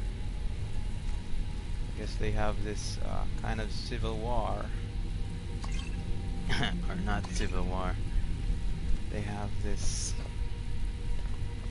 difference maybe. Maybe they are fighting for the loot. Oh, we have a circlet here.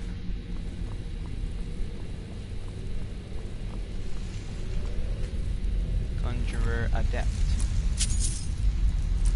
Staff of Reanimation. I'll reanimate you. What? It's too powerful? How about you? Okay.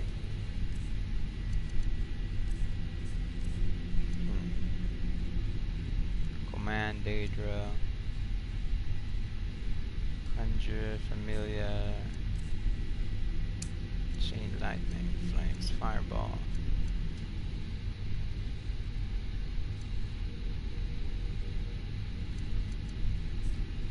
Okay. Outwine.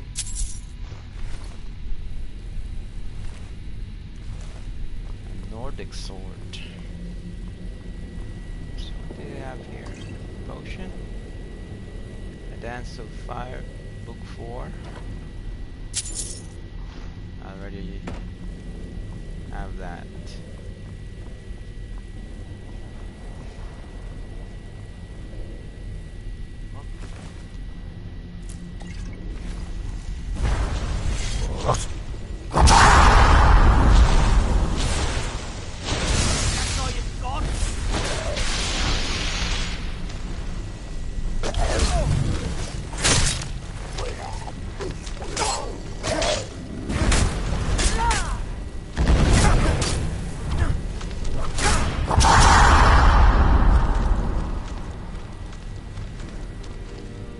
What?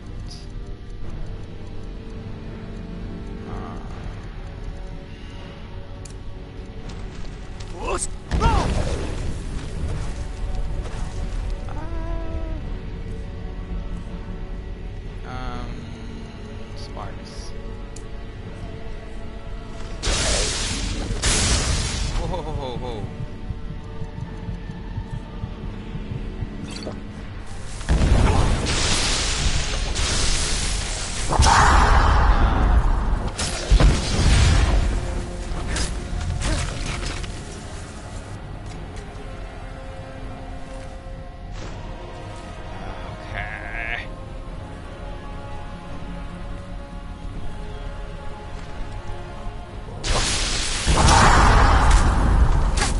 Okay.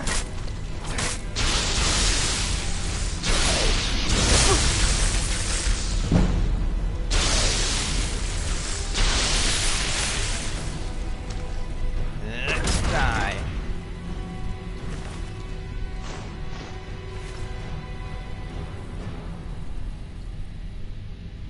Let me wear my ring of magical replenishing. Yeah.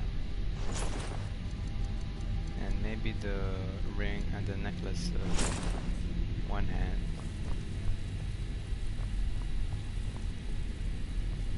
Oh, there are lots of urns here. Potion of healing. Oh, that's an empty. Oh, there's one thing. That's an empty urn. It's also empty, but there's one potion lying around. Silver ring. Scroll of Dread Zombie. Garnet.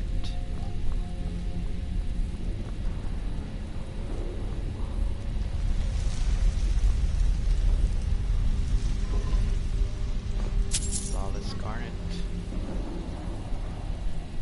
Canis Root.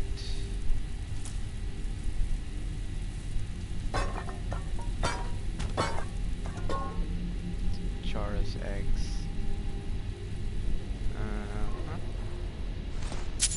Ooh, lots of gem in this place.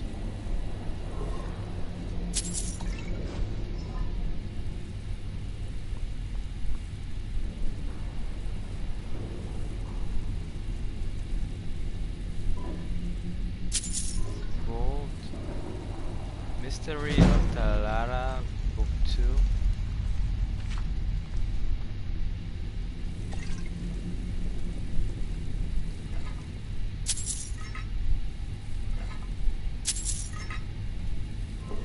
Ah, that's an empty.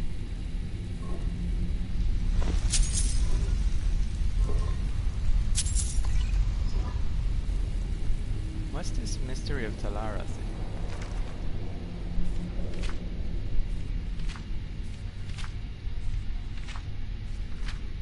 I don't have the book 1, so I'm going to get this one. And when I have the book 1, I'll read those two. Alright, let's move on. Where do we go now? Here.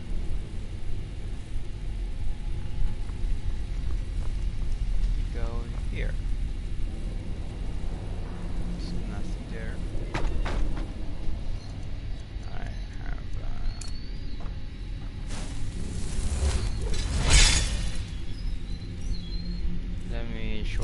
sparks.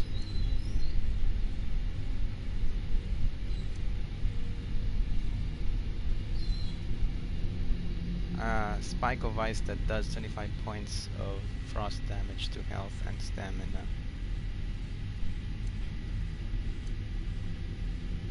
Frost rune. Frost cloak. You can also do this one.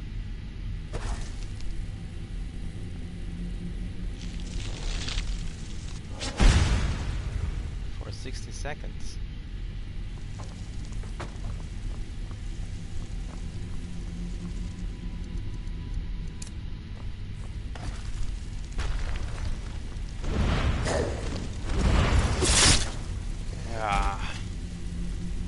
One hit damage.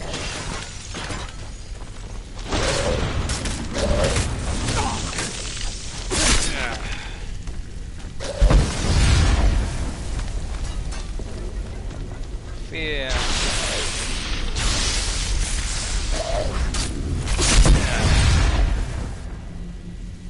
I am your end.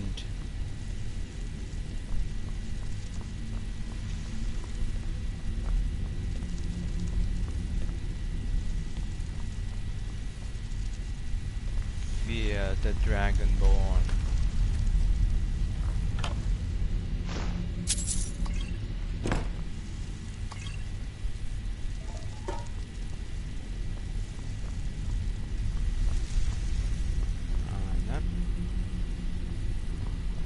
Oh, there's a soul gem. And some points. Boost and grab depth.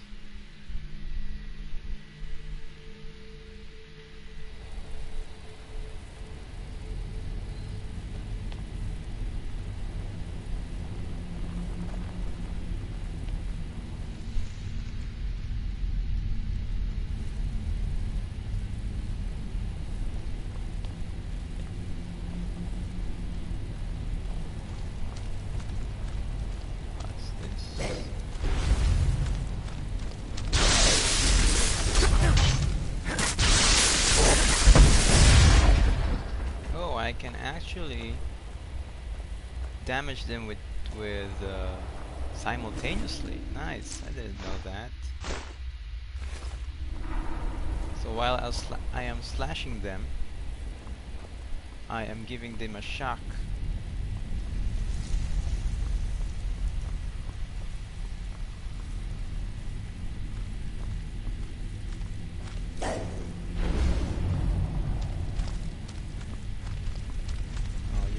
Kill me from there, huh? So you okay.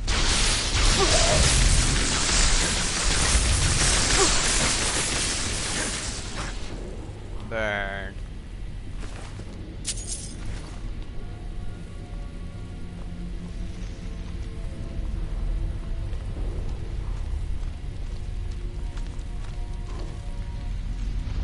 Flawless garnet.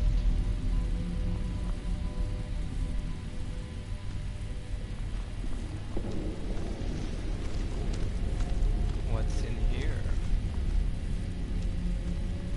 Wait, why is...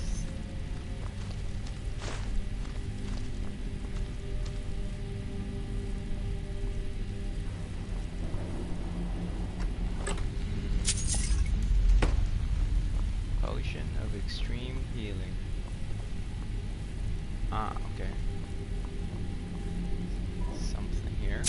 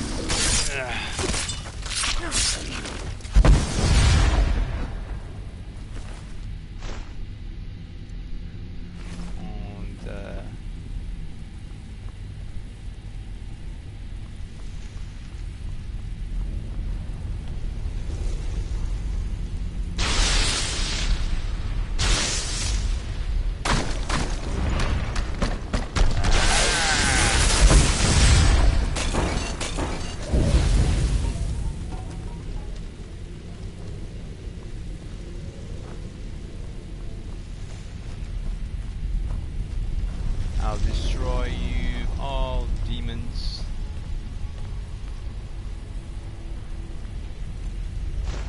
Weak paralysis poison. Oh, there's one more. Ah, there's one.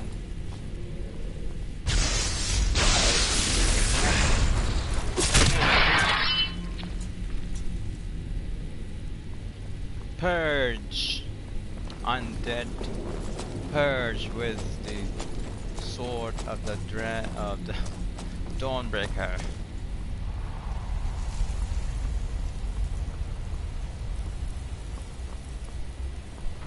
The skeleton. Die!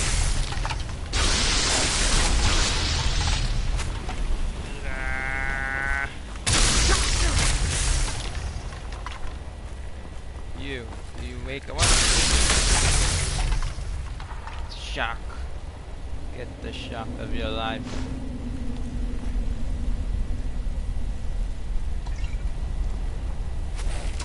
What? Where?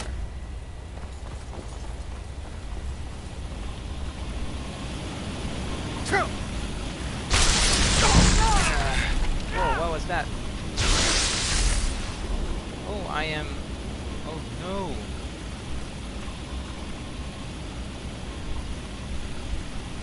I have been...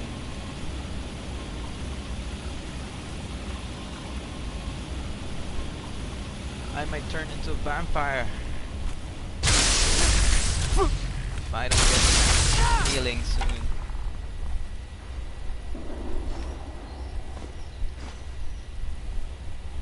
Then I have to trouble myself, and then I can't join the Dawn Guard.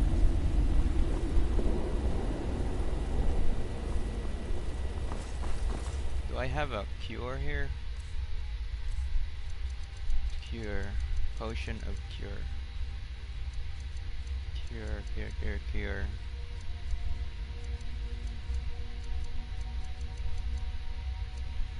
Glibness. Plus 20 speechcraft for 20 seconds. 60 seconds. Lasting potency. Magicka regenerates 50% faster for the third 300 seconds.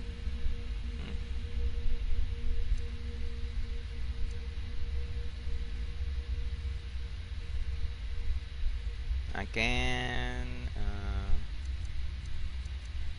prolong regeneration.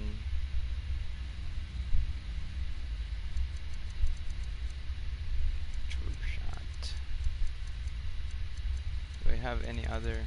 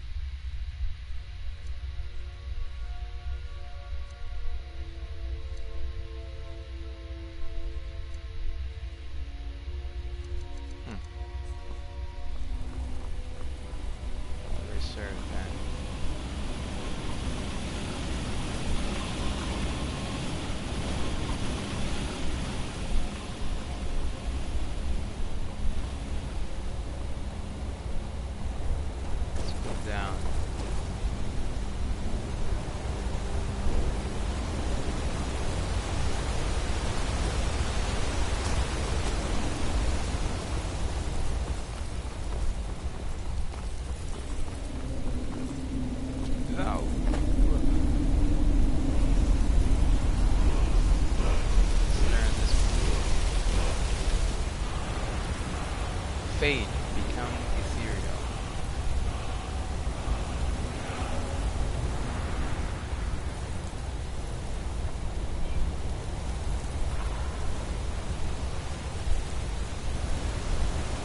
Where do I go?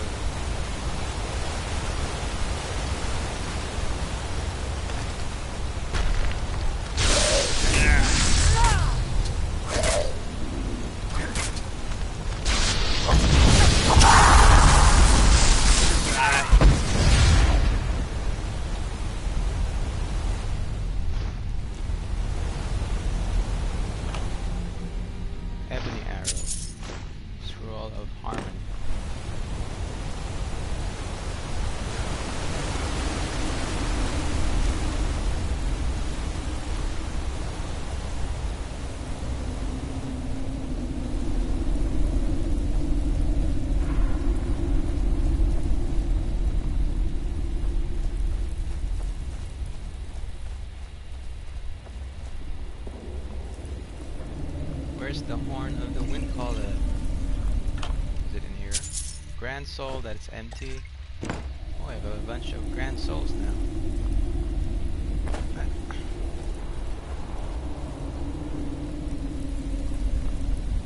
Go!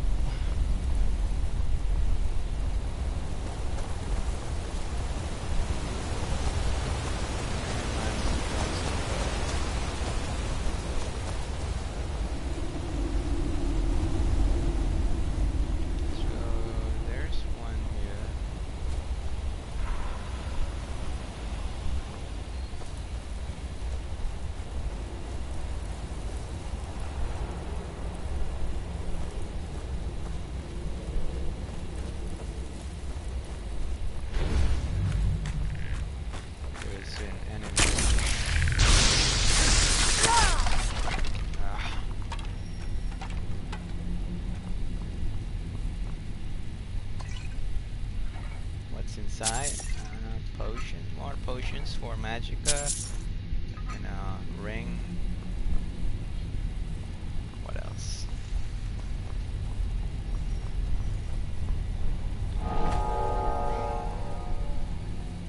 Oh, I need to use my whirlwind here. That,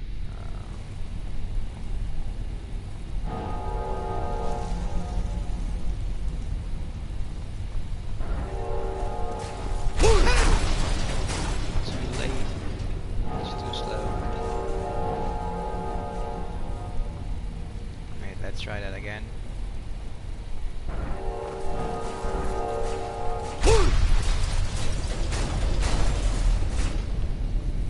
What's that?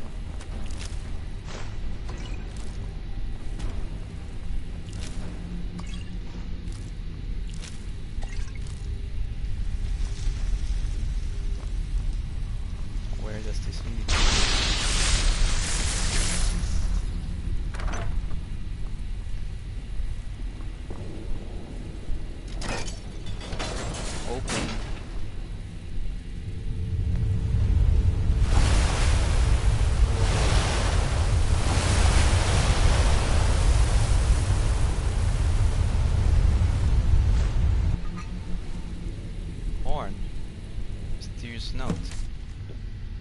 Meet with whoever took the horn. Dragonborn, I need to speak to you urgently. Rent the attic room at the Sleeping Giant Inn in Riverwood and I'll meet you. A friend.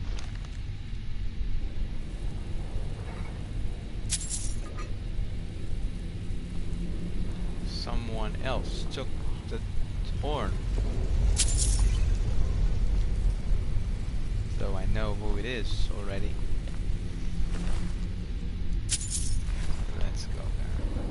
Alright, let's get out of this place. Empty. What's in this chest? Water breathing, 291 gold coins and a sapphire ring. Orcish greatsword.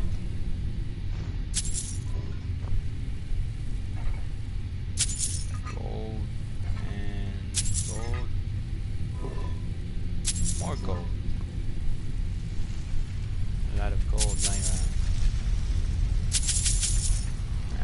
Keep. I have like how many gold do I have? I have 13,000 gold.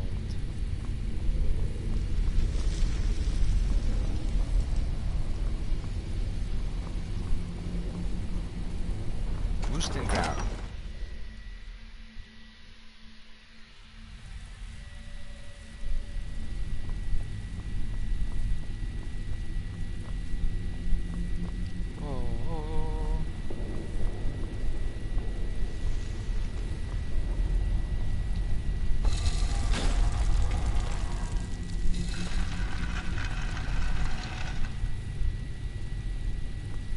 I already came through here.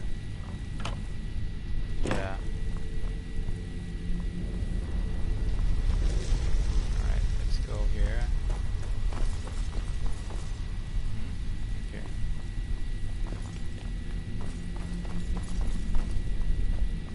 And let's rent the Sleeping Giant Inn.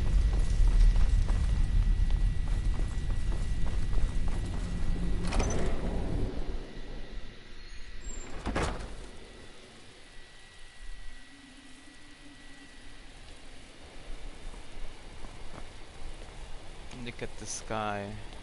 Pretty. Aurora Borealis. Look at that.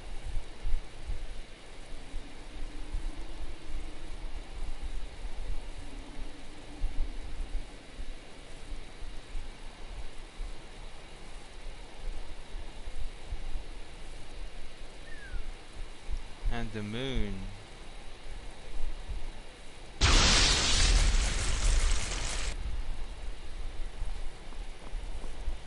Now where's my horse?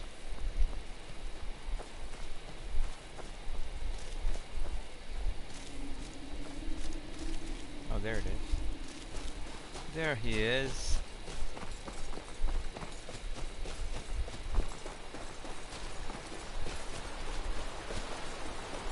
What is wrong? Why are you shaking? Let's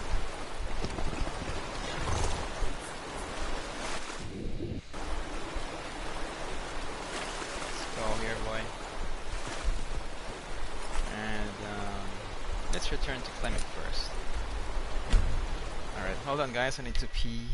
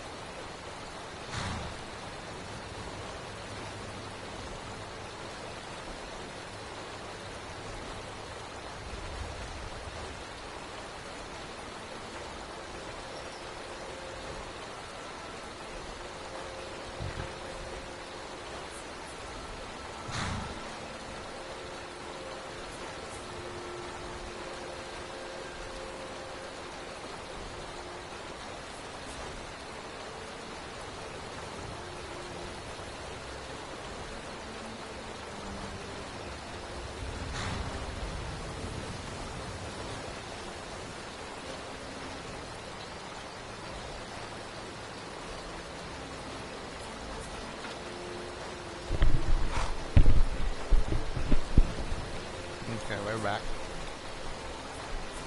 And I'm eating bread.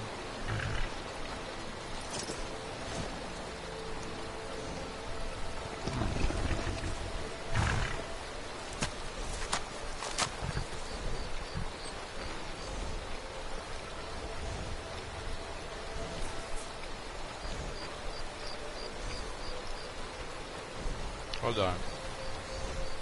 These guys are going to attack me.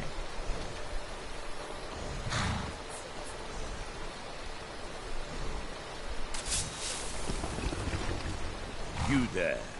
You're the one they call Dragonborn. Your lies fall on deaf ears, Deceiver. The true Dragonborn comes. You are but his shadow. When Lord Mirak appears, all shall bear witness. None shall stand to oppose him.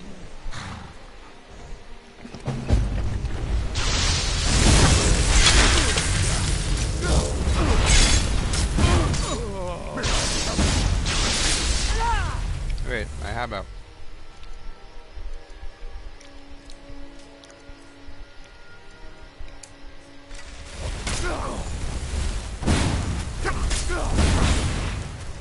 Man.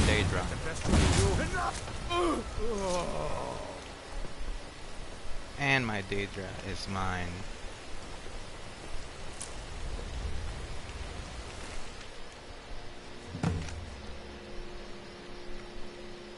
Souls time.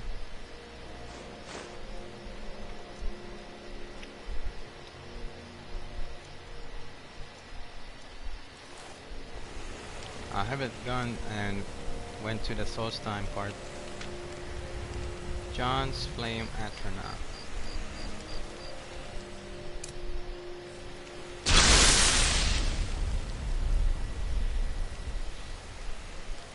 What damage do you have? Frostblight?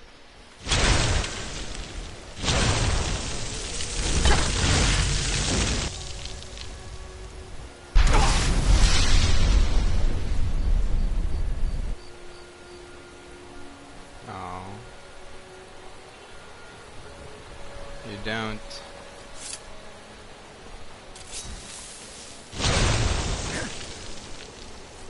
You don't warn me? Let's see, what time is it? This is Clemek's house. Let's wait for 5 hours.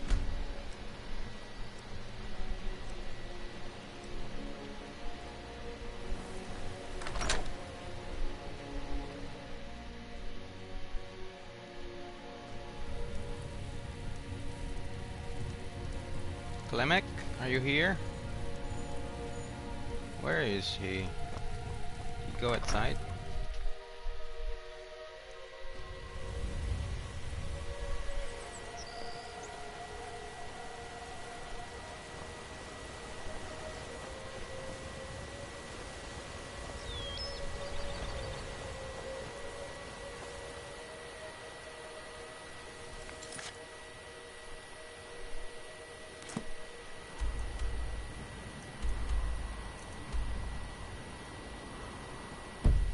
Where did he go?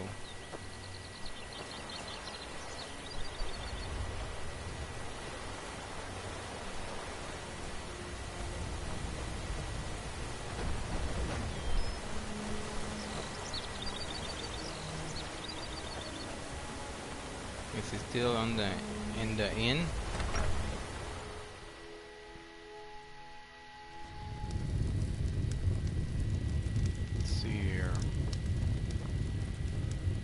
Keep an eye out for wolves if you're headed up the path to High Hrothgar. Oh, so you returned. All right then. You're the pilgrim that I met.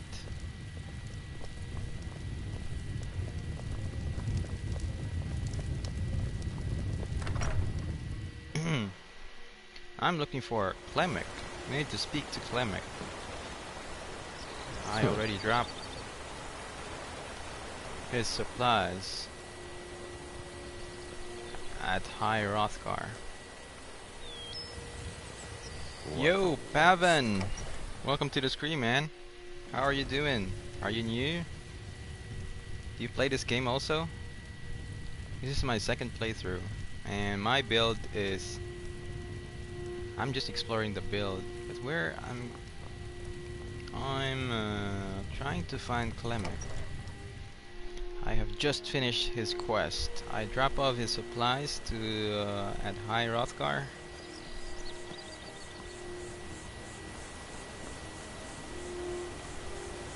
Where is he?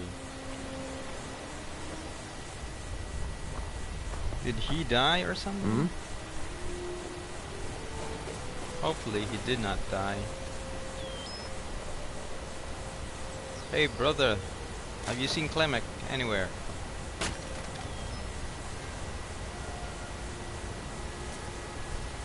Where is he?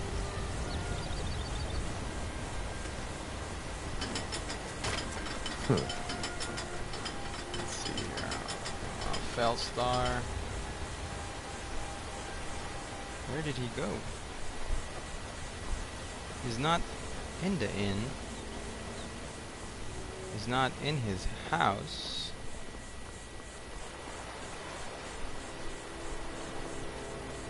Maybe he went to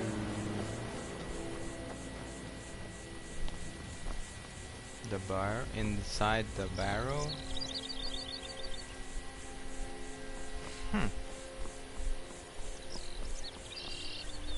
Hopefully he did not die.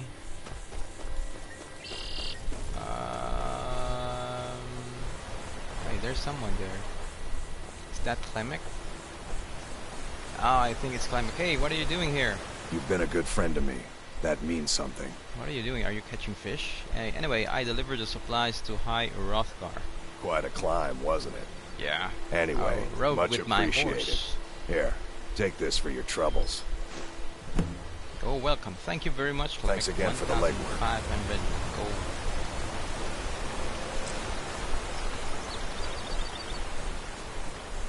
Okay. Now let's go to our next quest. Is to go to. Wait, I want to go to the Solstheim.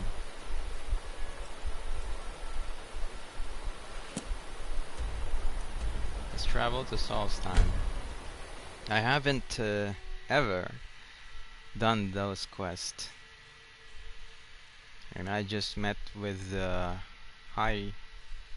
graveyards. I haven't gone to Solstheim, and I have done the quest for the captain of the ship. Oh, yeah. Wait, where am I? I need to go to a town before I will turn into a vampire. I need to heal up. Haven't played in a while. Oh, I see. So what games are you currently playing now, Pavan? How do you pronounce your name? Pavan? Pavan or Pavin? Let's go. Were you playing on PC, Xbox, or PS4? Watch the skies, traveler. Or PS3? Wait, let me just go to a shrine and pray there, because I have just been bitten by a vampire. And I don't want to turn into a vampire yet. Although I am a member of the Dark Brotherhood.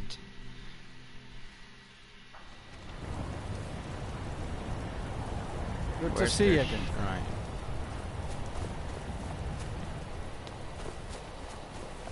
I think their shrine is somewhere here.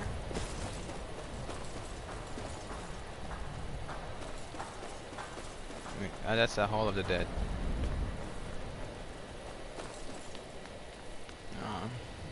Just enjoying the environments and music.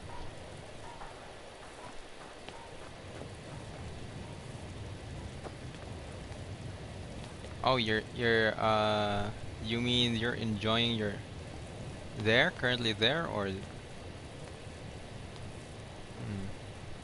where are you at now? Are you somewhere someplace? Wait, where's the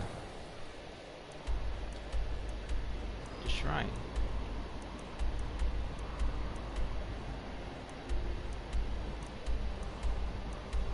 Candle Hearth Hall.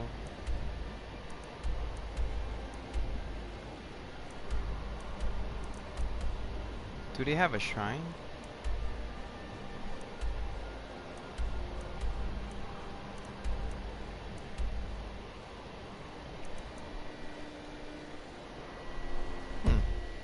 That's weird. Where are you at now, by the way, Pavan?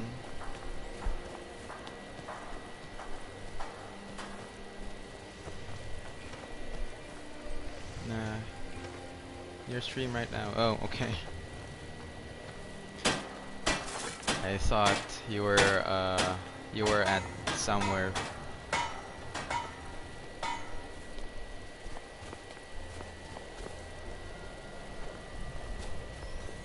See, I'm trying to find the shrine here because I need to pray, because I just got bitten by a vampire. Sydney. Oh. So I guess that the time here, I'm from Asia, I think we are the same, or we are in the same time zone. I believe. I believe so. So it probably must be 10 a.m. We've there. intercepted couriers from Solitude. The Empire's putting a great deal of pressure on the White Run. And what would you have me do? If he's not with us, he's against us. No. Who knows that? They all Can't know find that. a shrine. How long are you going to wait? You think I need to send Bolgraf a stronger message? If by message you mean shoving a sword through his gullet. When you played your Skyrim Pavan, did you play it on what platform? PS4 also? Or did you... Noon? Oh, I see. Noon, Monday? Monday noon? It's still 11 a.m. here. Where is their shrine? Yep, PS4. Okay. The one thing that I am like wanting to do in playing with PS4 is that to install those cool mods that allows you to change your character's face and modify them, customize them more, and make them more pretty, more suited to your taste. But Sony doesn't allow that, unfortunately. Now, where is the... They don't have a shrine. Maybe I can craft a potion. Cure disease. Let's see here. Well, luckily, I can craft a potion. No, yep. Alright. I don't need the shrine anymore. Just need to drink this potion of cure disease. Did that do the work? Yep, I'm now cured. Okay, now let's go. Luckily I have the ingredients to cure though, to craft a cure.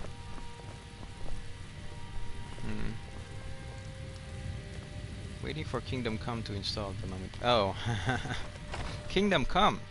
Ah, I see. Yeah, I saw that. Let them die with their false gameplay. kings. We've been soldiers. So you're the medieval type gamer type? You like medieval play games?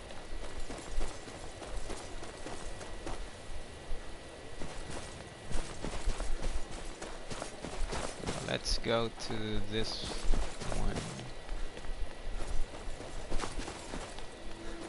Let's go to Saul's time. The best way for us to win the Nord's respect is through hard work. Is this the way out? New Genesis Corner Club. That's not it. Sadris used wares. I think I'm lost. Where's the Skyrim?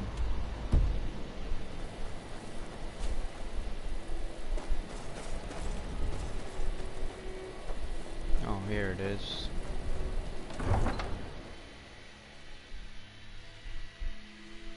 Kingdom Come to on PC, bro.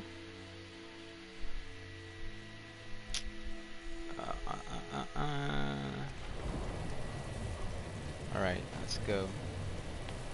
Let's travel to Saul's time.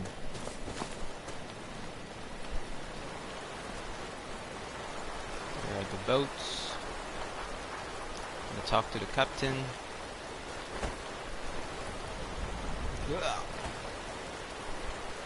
Hey there. If you're looking for passage to Solstein, too bad. I'm not going back there anymore. Are you the captain of the Northern Maiden? Sure. Yeah, that's me. Why? Who sent you? I was attacked by some cultists who came here on your ship. Now, hold on. That wasn't my fault. I didn't know they were going to attack anybody. I don't even know how I got here. What? How can you not know how you got here? You sailed here, right? It's hard to explain. I remember those people with the masks coming on board. Then, the next thing I remember, I was here, and they were gone. And that's not right, losing whole days like that. There's been something strange going on there for a while. But after this, I'm done. I'm not going back to Solstheim. Yes you are. You're taking me to Solstheim. Have you been listening to me? I'm not going back there. You owe me. Those cultists you brought here tried to kill me. Alright, you have a point. Taking you back to find out who sent them is the least I can do. Besides, maybe you can put a stop to whatever's going on over there. I owe them a bit of payback myself. Now let's go to Solstheim then. That wasn't too hard, was it?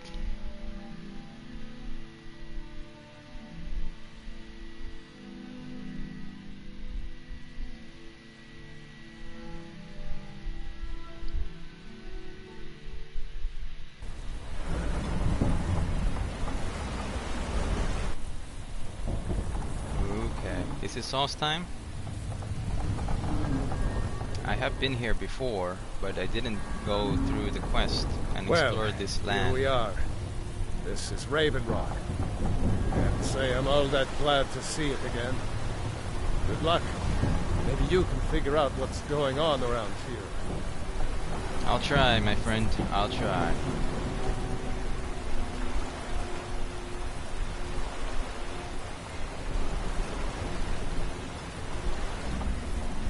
Discovered a Raven Rock. Search I don't information, recognize you. So I'll assume this is your first visit to Raven Rock, Outlander. State your intentions. My intentions? I'm looking for Miraak. Do you know him? Miraak, I'm not sure that I do. Just remember, Raven Rock is sovereign territory of House Redderin. This is Morrowind, not Skyrim. While you're here, you will be expected to abide by our laws. Any questions? Do you know who Miraak is? I'm going to ask you again. I'm unsure. I swear I know the name, but I cannot place it. Can you tell me anything about him? Anything at all? I don't think so. I'm not... The name has something to do with the Earthstone, I think. But Earthstone? I'm not sure what. Why are you so suspicious of visitors, mister? I have to be. As second counselor, the security of Raven Rock is my primary concern. Has security been an issue? This isn't exactly the city of Blacklight. We're on the frontier out here. We've had more than a fair share of troubles. After all we've been through together, I refuse to let Councillor Morvain down. What do your titles mean? Councillor Morvain is House Redderin's representative on Solstheim. As second councillor, it's my job to support him and make certain his rule is enforced. Alright. Okay, Raven Rock is purely a Dunmer settlement? Raven Rock started out as an Imperial settlement.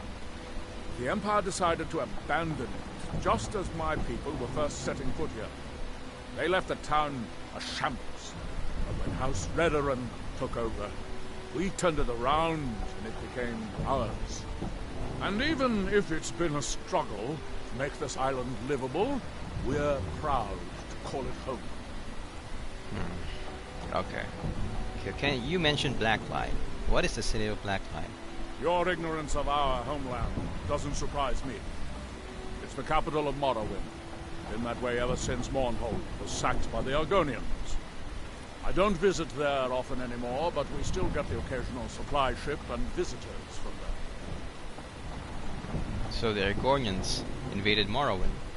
Quite a while ago, yes. They cut a bloody swath across most of the southern region of Morrowind. Nobody seems certain why it happened. An attempted expansion, revenge for the enslavement of their people, or perhaps both. Whatever the case may be, thousands of Dunmen needlessly lost their lives. Many more were exiled from their homeland. Alright. Okay, Mr. Adriel Arano, I'll see you around. Giolan, I was starting to wonder what happened. Giolan? We, You know this guy? We were delayed by bad weather. Before you even ask, yes, I have the supplies you requested. But what? This load cost me double what we'd agreed on. Nothing I can do about it. Damn it, Jolland, you know we don't have that much cost. Look, the East Empire Company didn't give me a choice. They've raised their prices again. And there's nothing I can do about it. After all these years, they're gouging us for every last drake we have. Let me talk to Lero. I'll see what we can do. All right, Admiral. Don't worry about rushing. Just pay me when you can. Alright, that was done with. Anyway, thank you very much, Gieland, for taking me to Solstheim. I hope to see you around. I'll be back if I want to return to Skyrim. So this is Raven Rock. Let me see the map.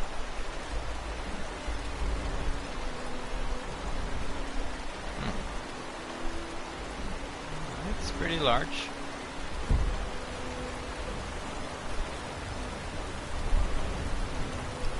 Ooh, Redrun gone. Hey there. Obey our laws, or suffer the consequences. Mafala Clocu. He's wearing an armor made of something.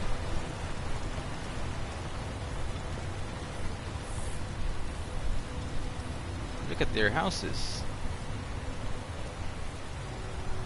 And there's a very prominent building here. Let's visit that. This is my first time ever entering Raven Rock. And this building is supposed to be what? Hello? If you're looking for passage to Vardenfell, you're out of luck. No ships are heading that way anymore. Vardenfell. Temple. Oh, this is a temple. This is their temple.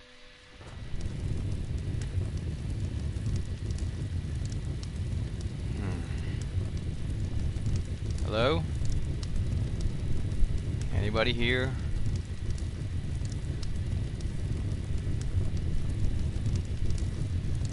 You played any of the other DLCs? Yeah, this is the. I believe this is the DLC, one DLC, right? I haven't played the other ones. Hearthfire, the Hearthfire DLC, is the one that allows you to build the houses. Am I right? And the Dawn Guard, I haven't played that yet. So this is my first DLC to play for Skyrim. And alright, let's talk to this guy. Hello there, sir. Though our spirits may be low and danger lurks beyond the light, I am confident that they will never abandon us again. Are you here to pray? Or perhaps pay your respects at our ancestral tomb? You're Elder Othreloth, right? Can you tell me about the ancestral tombs? They're where we inter our dead.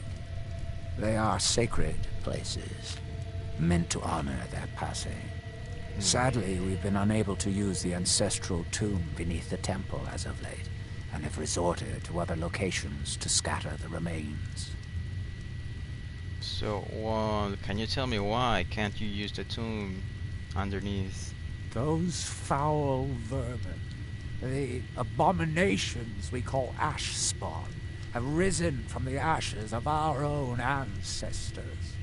They are befouling the memories of our forefathers by defiling their remains. Okay. You know, I have nothing to do in this place yet, so I'll clean that tomb for you. What do you say? Thank you, Wanderer. That would be most kind. Here, this key should open the door to the tomb. Thank you very much. Anyway, something different. I have a question. Do you know someone called Mirak? Sounds like something from a dream, and yet it might be more strange. Dream? What sort of dream? I remember a temple on Solstein, and working to build something. It was not a pleasant dream. Okay. So, I ask more questions. How do you, the Dunmer? How do the Dunmer bury their dead? The Dunmer race doesn't bury their dead, or leave them to rot inside a stone sarcophagus. When a Dunmer passes, his body is given to fire, so he might return to the ash from whence he came. The Dunmer don't believe that death is the end. We believe that it's the beginning. Ah, okay. So you mentioned reclamations. What exactly are there again? Are they? The reclamations are the true tribunal. The Daedra that consecrate the Dunmer people. Azura, Methala, and Boethia. We call them the true tribunal because they have reclaimed their place in our hearts from the false tribunal that came before.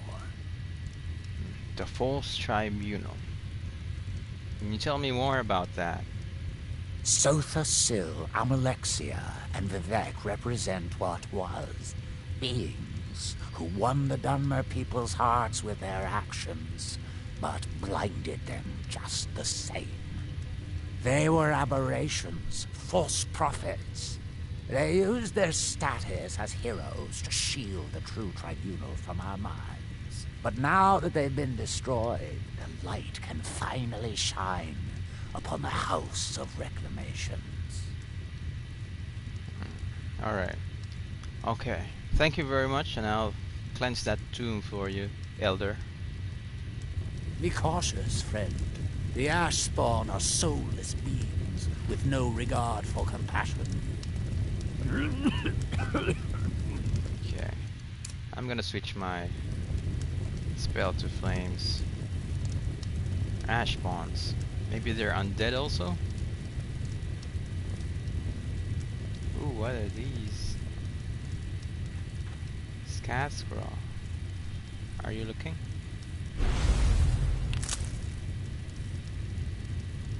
Shrine of Azura. Ooh. What does this do?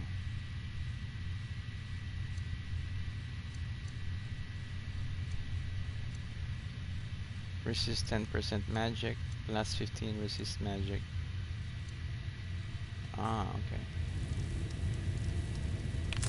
Dirty, filching ember. Oops, sorry. I thought you didn't mind me picking. Is this another shrine of Mifala? Though our spirits may be low and danger. What does this do?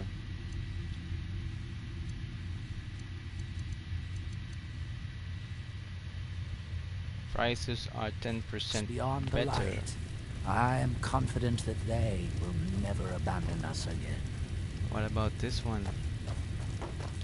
Shrine of You've Boethia. committed crimes against the Dunmer people of Solstein. What say you in your defense? What, Oh no, I'm with the guild. How about you look the other way this time? Well, I suppose I could forget that I saw you this time. Shoot. So what was the buffet again? That was a waste of 600 gold.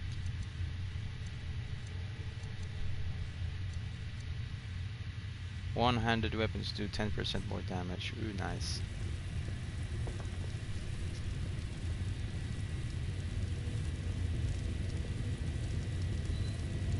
I should earn that back.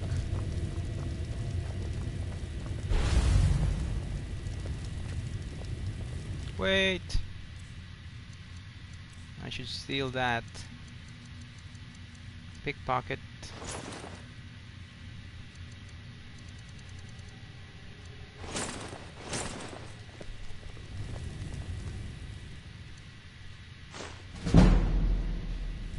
Nice. Uh-huh. You may have got my 600 gold, but you know, I'm a very skillful thief. I can get that back. Now let's wear the one-handed necklace and my ring. Okay. Now I'm off to cleansing this tomb.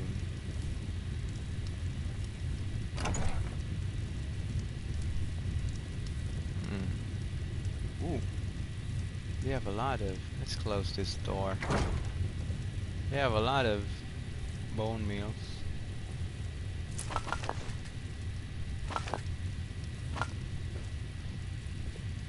The Red Year by Melis Ratham.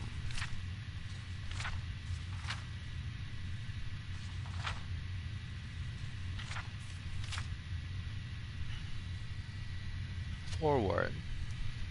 When I originally decided to write this accounting of the Red Year, I elected to travel across Morrowind and speak to the Dunmer people themselves. I sought first-hand accounts and personal views about the cataclysmic event. I felt that if I simply did the research in the library stacks at the College of Winterhold, I wasn't really telling the tale that needed to be told. What struck me as I moved from city to city, town to town, camp to camp, is that all of the Dunmer I met shared an incredible bond of sheer courage and unshakable faith. So what began as a chronicle of one of the worst events in the history of Morrowind became something altogether different. The celebration of a people who can never be defeated. Dralanvestir. The ground. It just turned into mush. There was almost no warning. I mean, we were what? Perhaps a mile from the nearest swamps? It was like the swamp suddenly swallowed up half of the city. I asked him to describe what happened from the beginning. I own a farm just outside of Tyr at the time. We were planting the next season's crops and getting ready to store what we have harvested. Everything was going well until the Red Mountain exploded. Almost immediately, the ground rumbled and shook.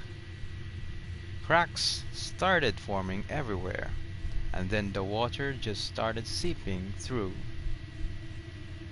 It was awful. In a matter of hours, I was knee-deep in swamp water, running for my life. Where I was running, I had no idea. At first, I ran towards the city itself, but it looked like the walls were cracking. All around me, people were desperately trying to save their livestock and their families from the rising water. Just when the ground shaking finally died down, and I had a moment to think, there was a horrible cracking noise. I'll never forget it, because I knew what it was before I looked. The entire southern wall of Tyr collapsed, sending guards tumbling into the swamp.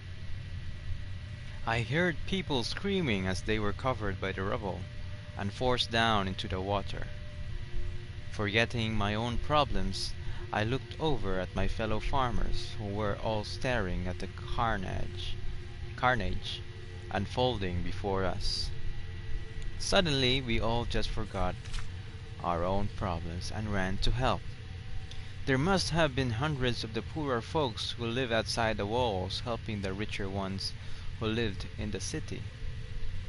Never saw anything like that. I think we must have saved 100 more that day. Account of Neria Relithial, Genesis. Neria was badly burned by the eruption and had trouble speaking to me. She is currently convalescing at the temple of Azura in Blacklight, even after all these years. Excuse me. I've tried to record her story to the best of my ability. It was such a terrible thing, the fire. It burned everything in its path. It flattened trees, turned our huts into splinters, and knocked over towers like they were made from parchment. It all happened in an instant. A rumbling sound, then a massive wall of flame. It was so high it blacked out the sun. I thought that the world itself had split apart. It passed over the water and turned it into steam, vaporized everything it touched. When it finally hit us, I was blown off my feet.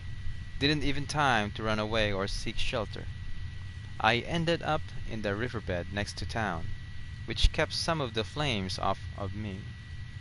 All around could smell the charred stench of death. There were Dunmer that were burned alive, and some never even saw it coming. I lay in that river for 2 days before the heaters found me. When I could finally stand, Genesis was gone. There wasn't a thing left. It's as though it was wiped from the face of Tamriel. How about the book 2? By Melis Ravel. When I originally decided to write this account of the Red Relic to travel across Skyrim, okay, I already read that one. Saldus Lervu, Vivek City. I was a trader back then. Ran a pack war from Vivek City clear down to Narcissus. I was walking along the south road when the strangest thing happened. All of the noise around me stopped. The normal things one hears as they travel, like the sound of the wind blowing through the treetops. It was just deathly quiet. I felt a tingly sensation all over my body, and my guar began to stomp around. Guar must be something that you can ride. Whatever it was driving him crazy. As I tried to get him under control, there was a massive explosion from the center of the city. I saw the cantons fall apart before I was knocked off my feet. Then I remembered the ground starting to rumble. It lasted for a long time, and it receded into the distance, as if directed towards the center of Vardenfell. A few minutes later, the Red Mountain erupted, sending a huge cloud of fire into the sky. My pack guar had long since fled, and I decided I should do the same. I never stopped running until I reached Narcissus. I asked him if he knew what happened. Vivek City. What had happened to Vivek City? I didn't hear until much later that the Ministry of Truth had struck the heart of the city. What I do know for certain is that many Dunmer lost their lives that day, and that Vivek City is no more. Account from Deros Dran of Mournhold.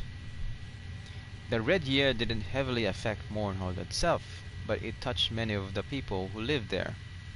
A lot of us had relatives somewhere on Vardenfell, and after the first day that the eruption occurred, we started receiving reports of widespread devastation in Vivek City. Sadrith Mora, Balmora, and Aldrun. I don't think a single night went by far for months where you wouldn't hear someone openly weeping. It was a sad time for all of us. I asked if Mournhold had sustained any damage during the Red Year. I don't know why, but the destruction seemed to pass us by. A few Dunmer claimed that it was the tribunal watching over us, but others claimed that the tribunal was to blame for everything. I actually saw a few of those disagreements come to blows. It was a strange time. I got an interesting response from Deros regarding Mournhold's role during the Red Year. According to Deros Dran says, relief efforts began almost a month after the mountain erupted. It was actually a directive that came from the House Redoran, councillor that was living in Mournhold at the time. I can't remember his name, but he took charge of the situation and sent soldiers, supplies, and able-bodied Dunmer to the outlying settlements that had hit the hardest. I was sent to Balmora. The place was a mess. Hardly anything left in the town was still standing. I spent maybe 2 months there, helping to rebuild the town and getting my fellow Dunmer back on their feet. It started out as a burden, but it ended up being the most rewarding thing I'd ever done in my life. I started some friendship there that still lasts to this day, including my beloved wife. And that, folks, was the Book of the Red Year. Still Sujamma. What's a Sujamma? Shane. The Reclamations. The fall of the tribunal and the rise of the new temple. So this is the account. Let's read this one. The destruction of Vivek City and the subsequent eruption of Red Mountain in Fourth Era Year 5 was not just a crisis in terms of the physical destruction it caused. It also cut deeply into the ancient religious beliefs of the Dunmer. The fall of the Ministry of Truth was the last straw in the tottering support of the temple's worship of Almalexia, Sothasil, and Vivek. With all three of the tribunes now widely believed dead or disappeared, that had been a simmering schism within the ranks of the temple priesthood burst into the open. While outsiders may never know the full tale of this internal struggle, when the smoke cleared a few years later, the former dissident priests were in full control of the temple hierarchy. With tribunal loyalists either purged or recanted, the so-called New Temple now declared the worship of the tribunes as a result of misguided teaching, blaming the mistakes on the former tribunal.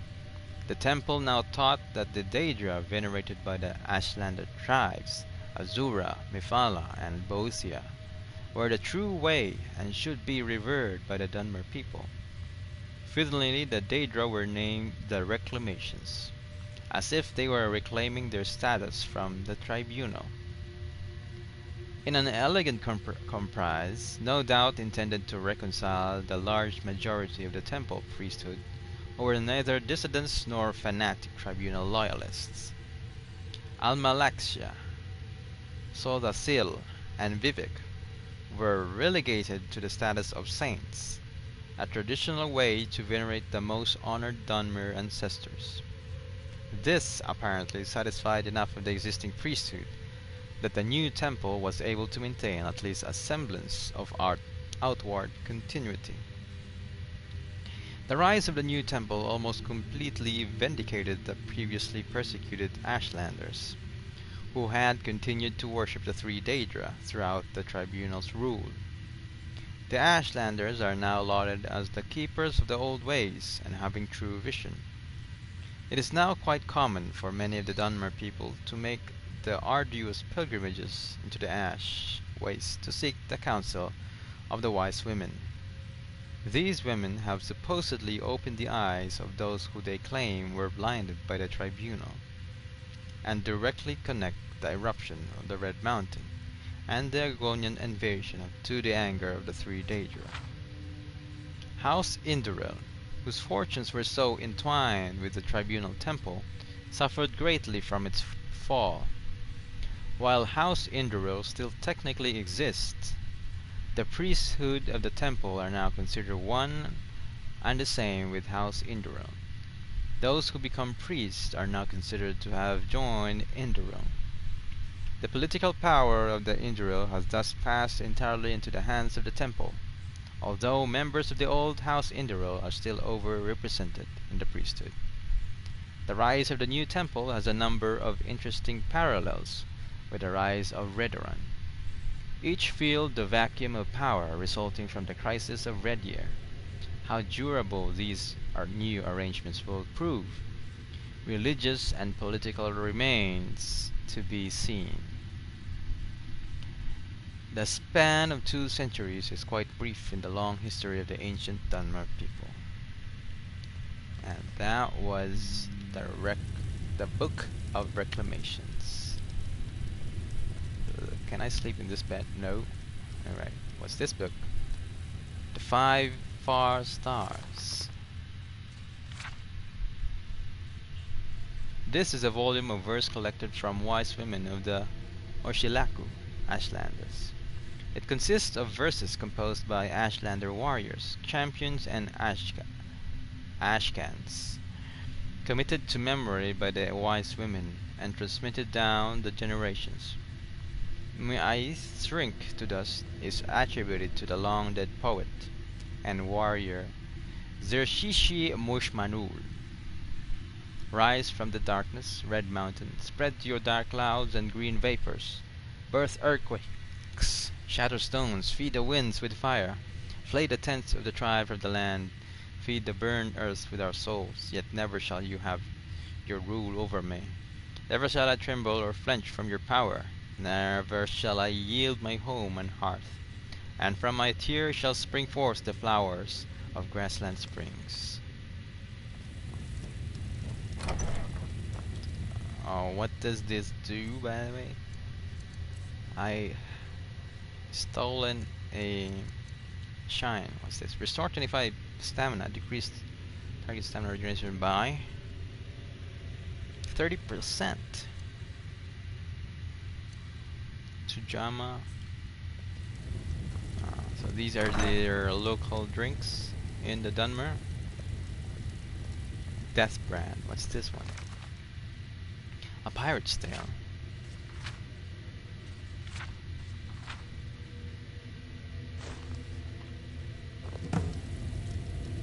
Search for the treasure of Hacknir Death Brand. There's a tied quest to that. So, since there's a tied quest to that, we have to read it so that we can know what's the tale is about. Hacknir Death Brand was dying. For Garrock Wendrime, ship's quartermaster, it was unthinkable. His grandfather had served under Hacknir, on 60 years before, and even then he was a legend among the pirates of the north. The king of ghosts. They called him as eternal and pitiless as the sea he sailed.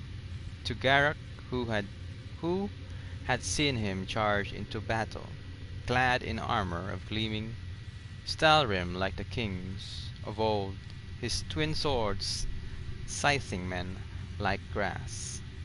Hacknir was practically a god. But none feared Hacknir more than his own crew.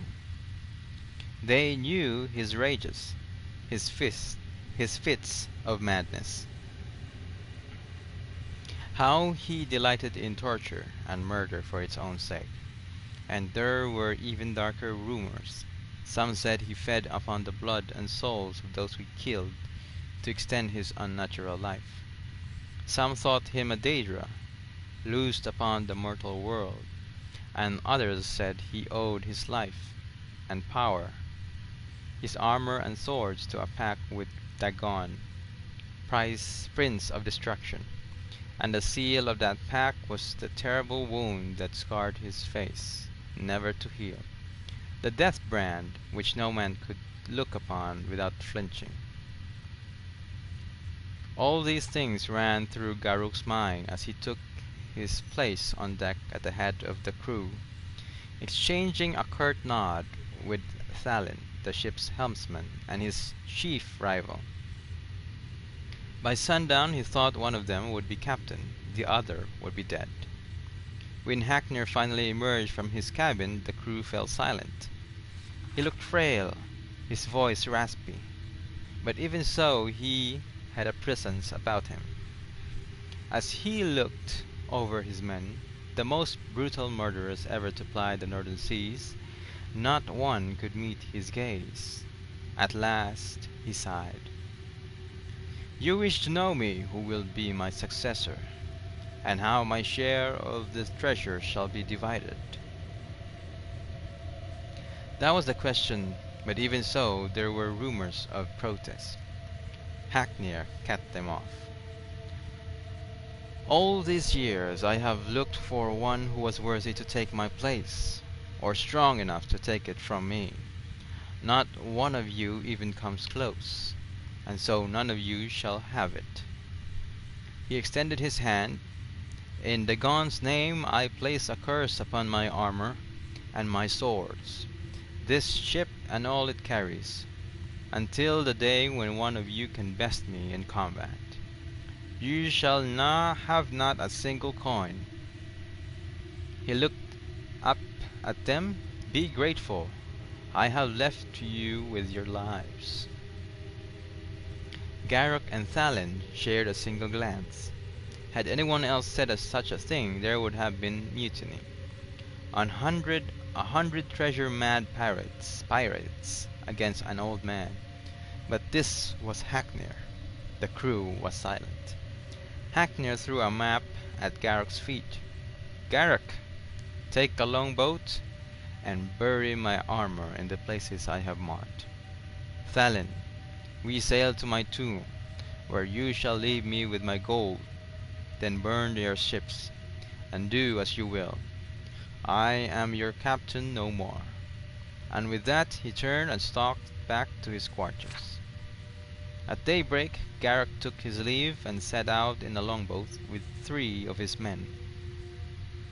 They landed on a shoal to the north of Solstheim, at the place Hackner had marked, made camp, and began to dig. But already greed stirred in Garruk's heart. Time and again he glanced at the iron-bound chest they had brought with them. The old man was gone, perhaps already dead, his orders foolish. That night Garruk pried upon the chest and drew out the helm within. The stalrim shimmered in the moonlight. It was time for a new king of ghosts to rise. He placed the helmet on his head and he screamed. At its set you can hear that screaming still on moonlight nights on a rocky shoal off the northern coast of Solstheim. Postscript. This story is one of the last in the Hackner saga. The tales surrounding the life and adventures of the legendary pirate king Hackner Deathbrand. How much of it is actually true, if indeed any of it is true, I leave to the reader's discretion. Artis Dralen, House Redrun Scribe.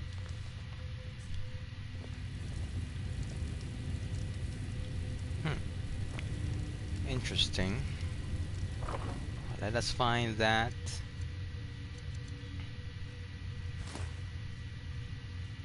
What? I'm carrying too much?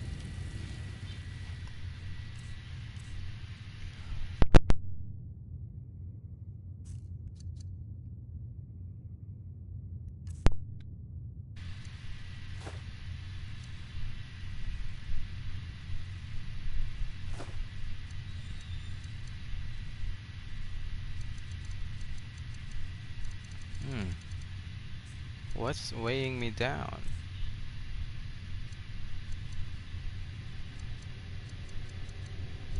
I should have stored my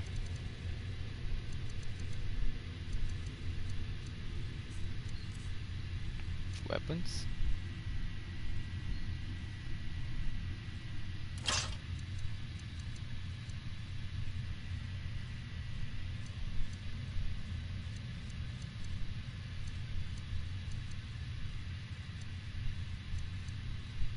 Daedric battle axe weighs 27.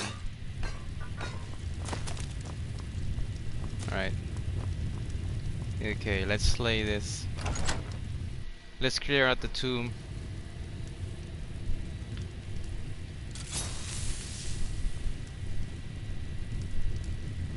I have flames on my left hand.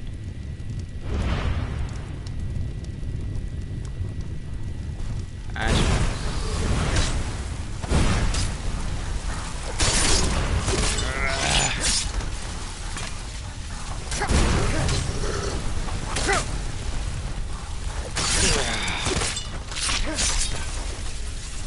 These ash spawns are not undead, so we will change to my children.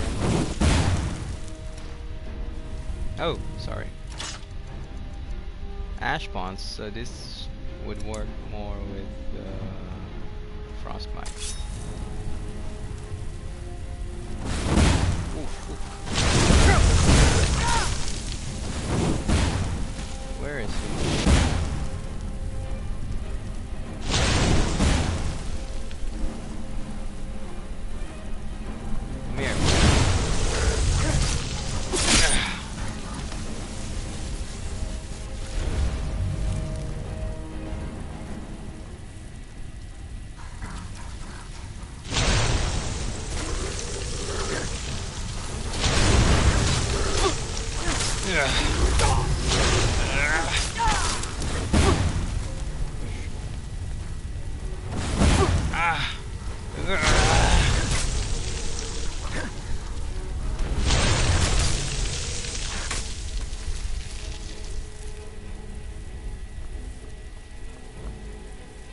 Wait, was it? Was all of them?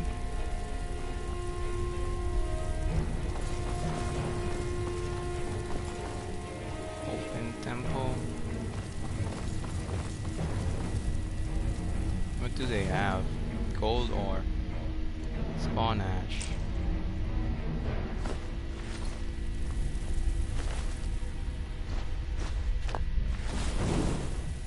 What? There's more. Do they just spawn? Yeah.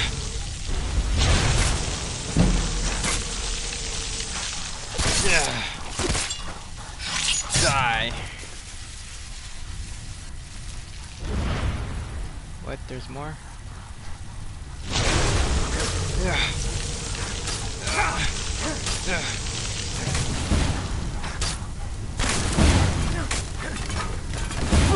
Oh.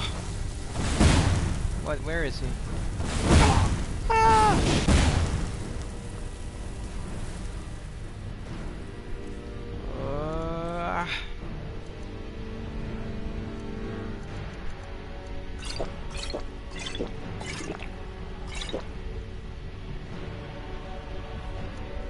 Potion of Magicka points. Potion of health.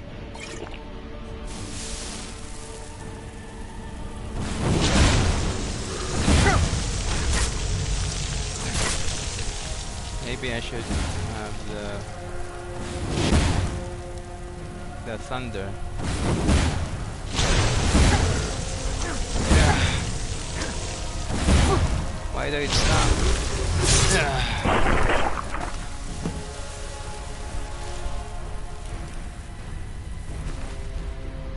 Garnet, gold ore, and spawn ash.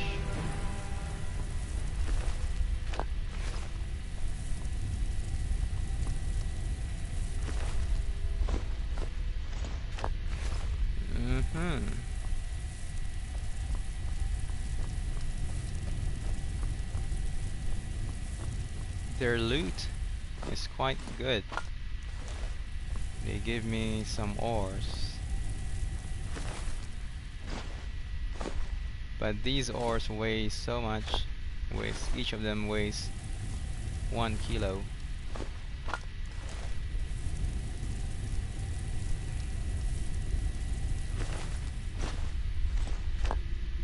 I'm now overweight. Let me equip my Guildmaster armor.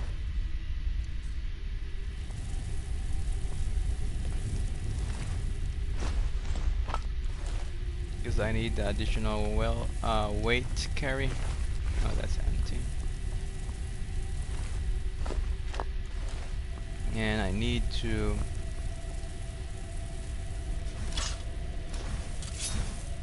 do the transmute. I have wait, where's the transmute? Okay. Alteration.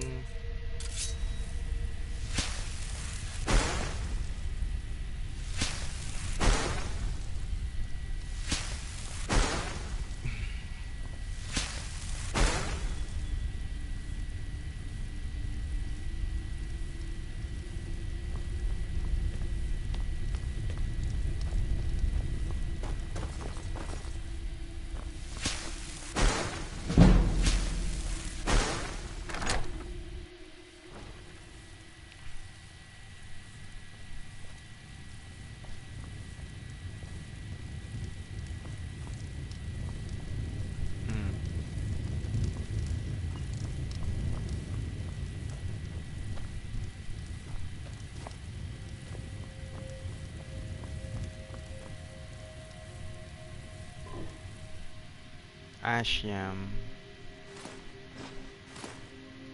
Restore health. 1 point. Ashiam.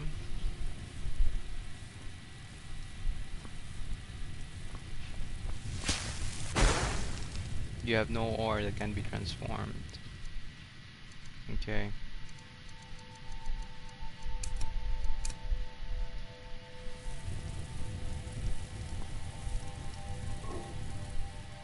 Garlic.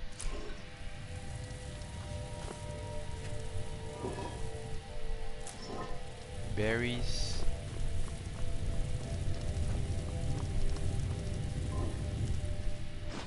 Ashiam. More Ashiam.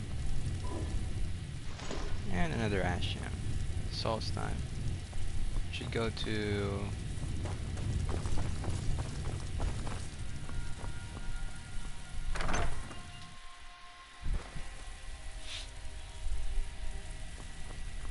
go back to the temple.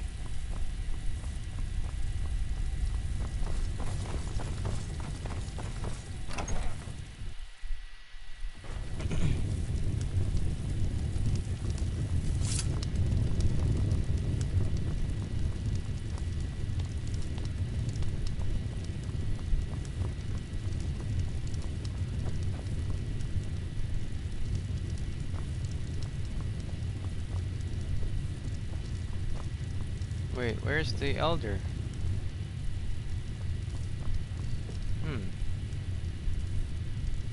Well, since no one is here, I'm going to steal some ingredients for my alchemy.